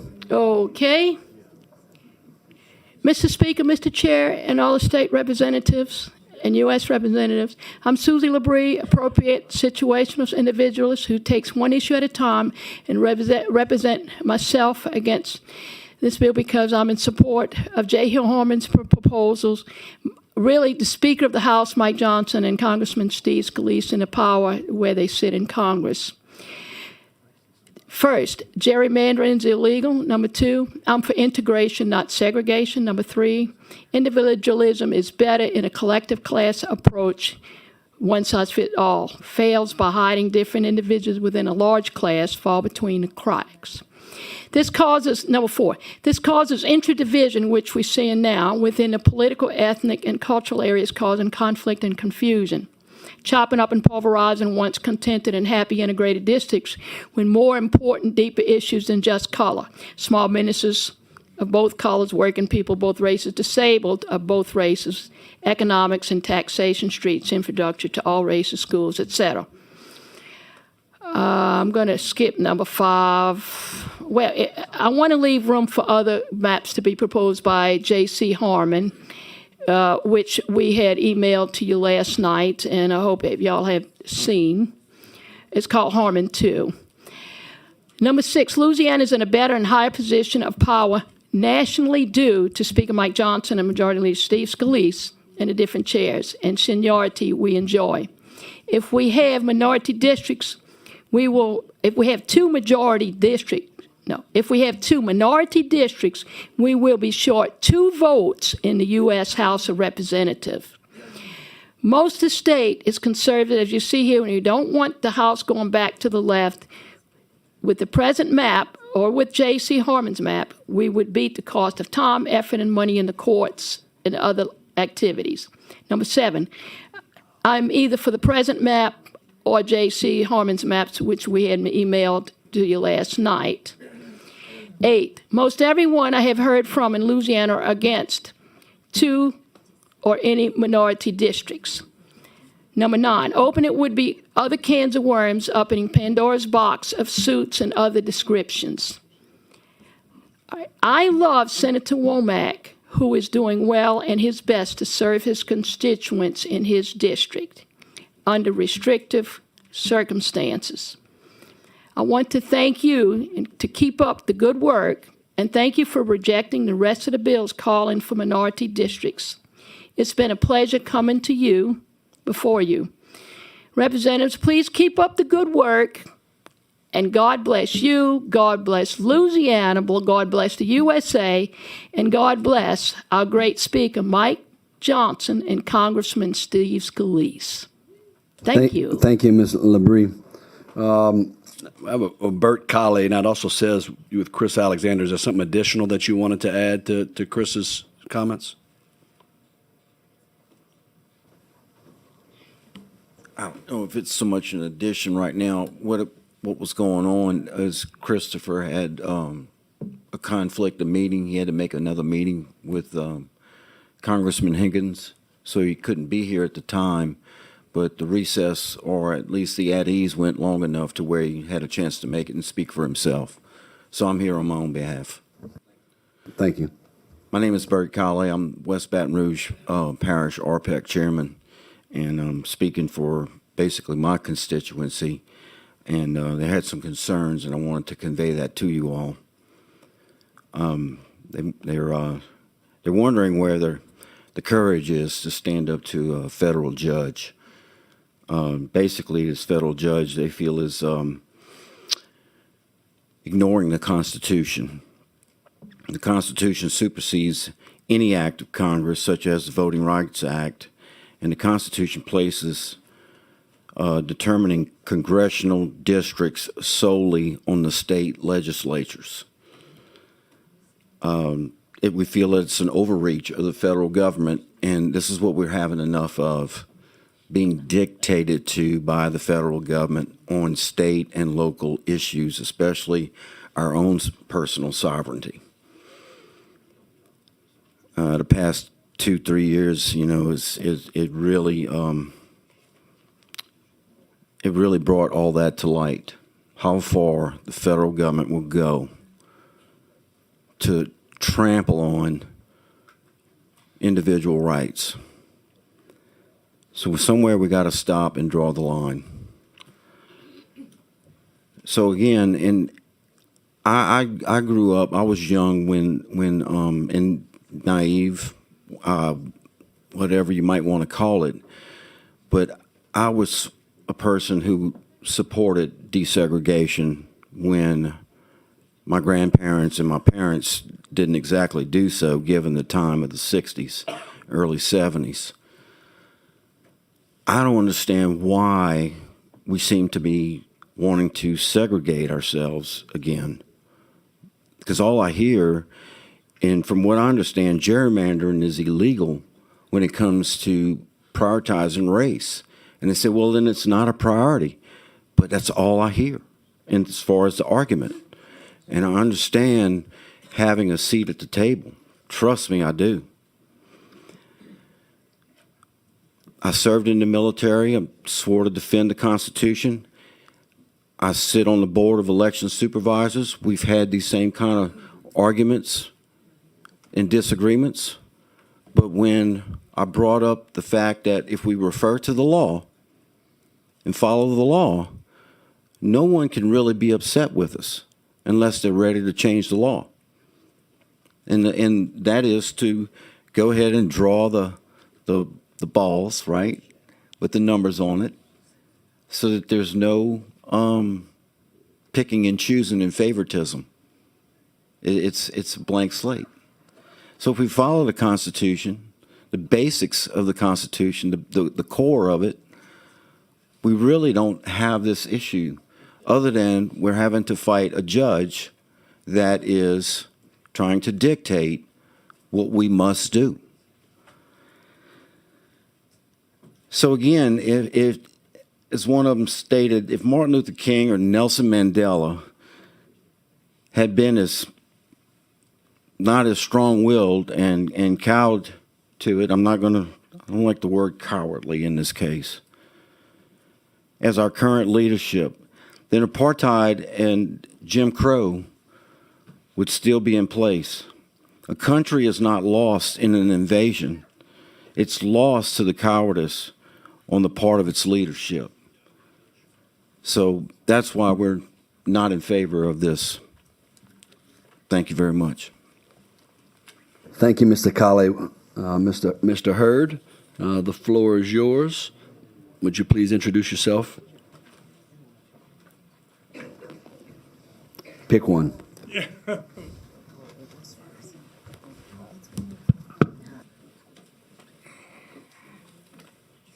My name's Paul Hurd. I am an attorney.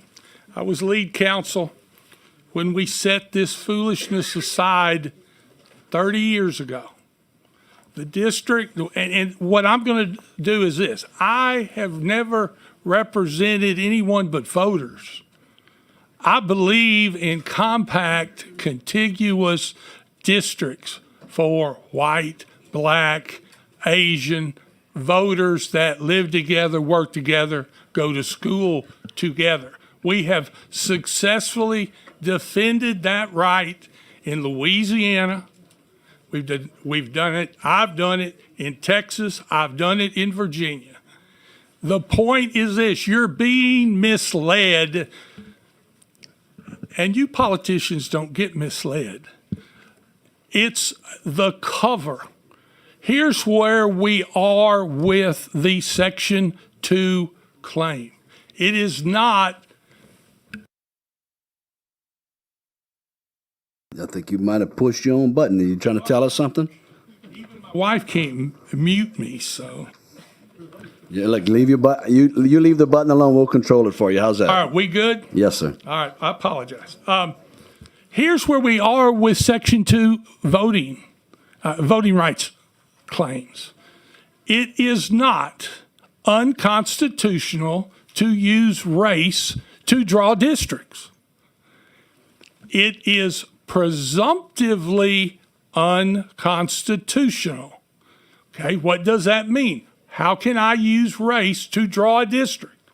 I can use race provided that there is a compelling governmental interest, compliance with Section 2.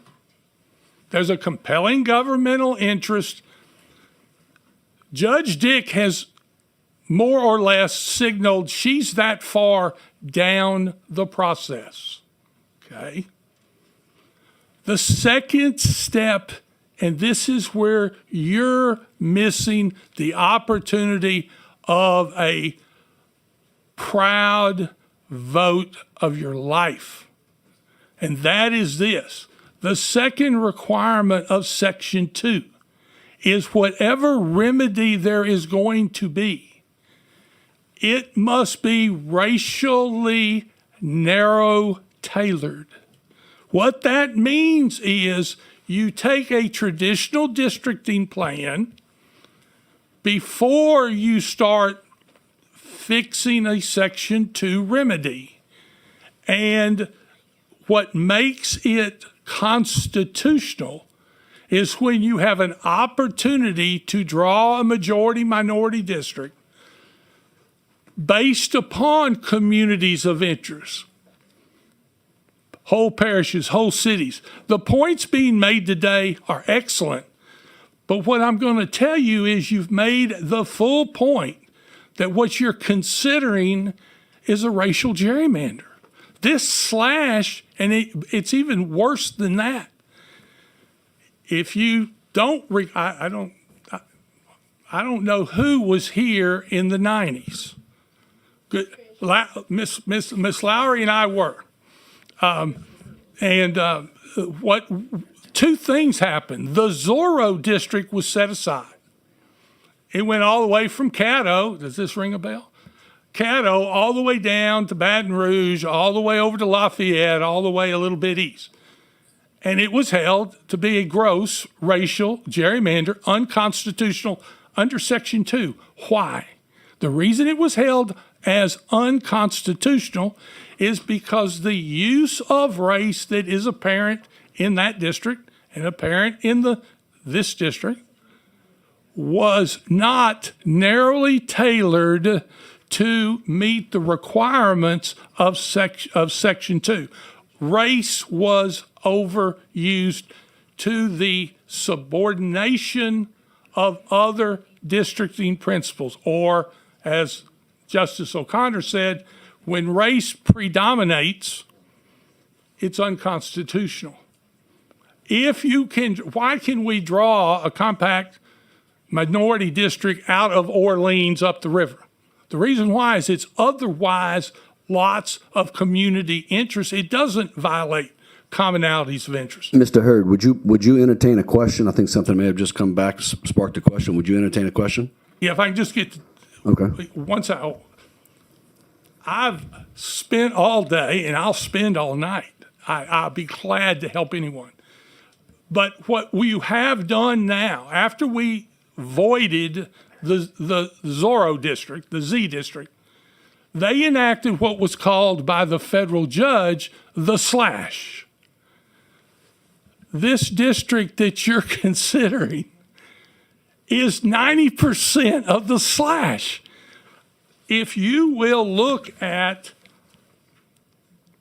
Hayes versus Louisiana, 839 F Sup 1188, and then that's the Zorro district. Judge Jock Wiener, who is still on the Fifth Circuit, went through racial gerrymandering community by community and said why it was excessive. He asked the question to start the opinion. Can we use race in districting? And he said the answer is yes. We can use it to comply with a compelling governmental interest. He said that this body, two things, and then I'll be glad to go anywhere that a member would like to ask. He said two things. One, this was excessive. He said the same thing about the slash that did exactly what y'all are about to do, that went up to East Baton Rouge, goes to Avoyelles, then goes up the river, taking minority districts. He said they're both racial gerrymanders because they subordinate all interest. This district will I got good news for the plaintiffs.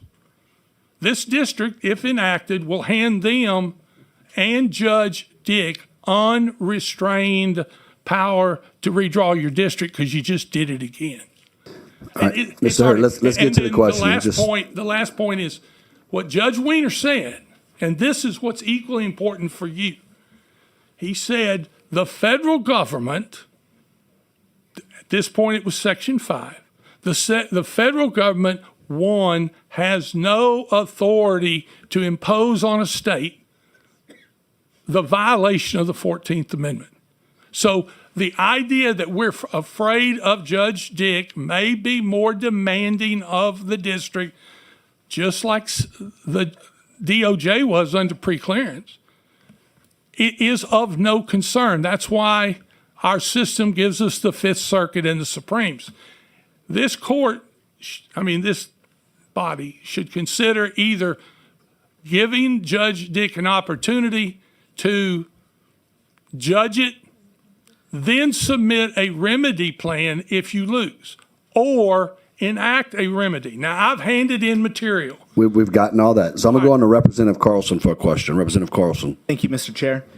Mr. Hurd, after the Zorro district was eliminated and the slash district, as you represented, was enacted, who created that district? The legislature. And who did away with that district, or who said that that was unconstitutional or not, could not stand? Judge Jock Wiener wrote the opinion. Okay, and then we went back to the districts that we had up until recently, right? That's correct. So as I hear that, I see one major difference between then and now. I know you stated that the district that we're looking at creating through the senator's bill looks very similar. You said about 90% the same as that slash district. I will reserve because y'all have done amendments that you've made unavailable to the public. Okay? Like the amendments are public and they are online and public. You put them online 10 minutes before we started a meeting 6 hours late. That's not available for the public. Mr. Hurd, I appreciate that, and I understand. I wish we had more time to review those. That's when those were made available, but they are there for the public. I think there's one difference. We are being mandated by the judge to create a second black district, period. In your example, it's complete opposite. No, it's not. The legislature tried to create a district that followed the similar route, and it was ruled unconstitutional. We're being told by the judge, by Shelley Dick, that we must do this. Period. It's complete opposite. We must do it or she will. It's a complete opposite scenario than it was 20 years ago. Can I respond? Absolutely. And thank you, Mr. Chair. I'm done. It's absolutely the same. What they held was in the 90s, the federal agency that was telling you you had to do it was the DOJ under Section 5, which itself was later held unconstitutional. The answer is they were wrong.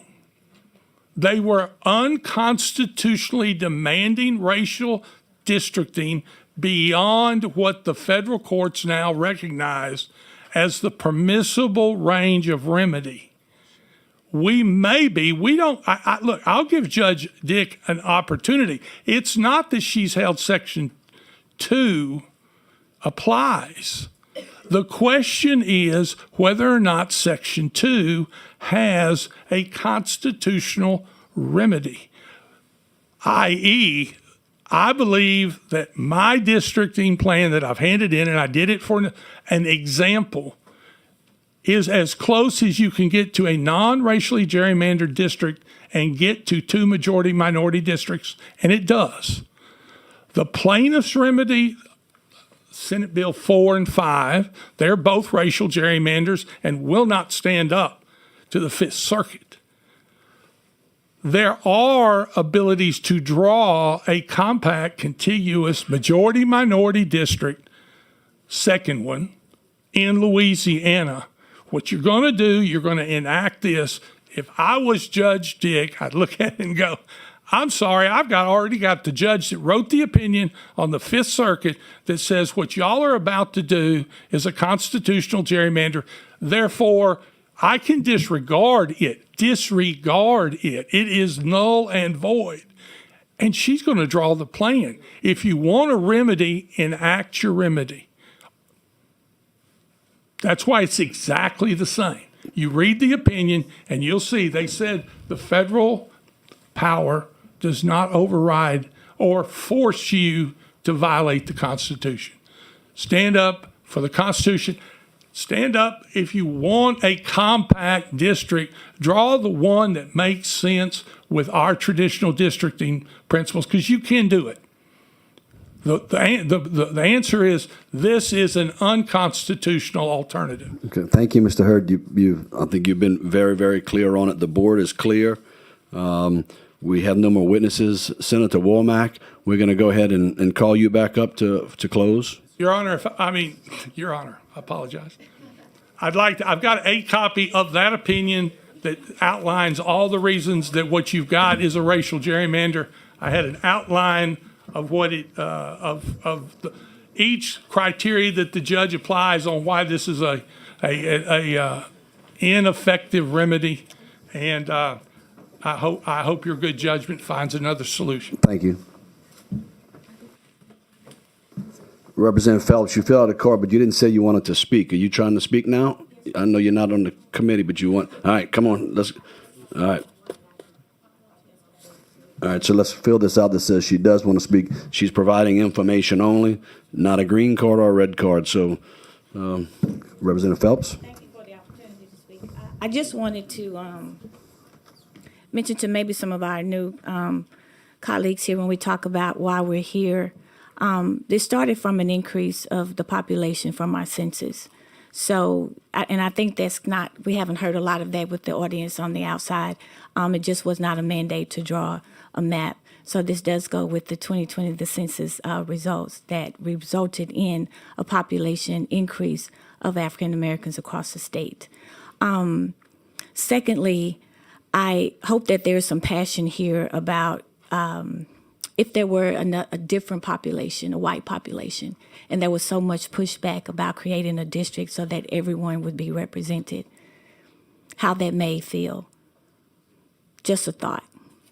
Thirdly, when I heard Judge Dick's name reference to Obama's judge, I don't know if I've ever heard someone say Trump's judge or Carter's judge or Reagan's judge or whomever. I don't know if we're going to start referencing judges that way, but I hope that we do not do that in this body. I think we should give all of our elected officials a little bit more respect in that, regardless of what president they were appointed to or from. Thank you for your time. Thank you, Representative Phelps. The board is clear. Senator Womack, would you come up and close on your bill? Thank you, Mr. Chairman, members of the committee. We all know why we're here. We were ordered to draw a new black district, and that's what I've done. At the same time, I've tried to protect Speaker Johnson, Minority Leader Scalise, and my representative, Congresswoman Letlow. I'm agreeable to the amendment, and we complied with everything the judge has asked, and I just asked for favorable passage. Thank you, Senator Womack. Representative Farnham has made a motion that we adopt Senate Bill 8 as amended. Is there any objection? Representative Marcel objects. Ms. Baker, let's see, do we have anybody in the anteroom needs to come in real quick? We have everyone here? Looks like everyone's here. Okay. Ms. Baker, would you please call the roll?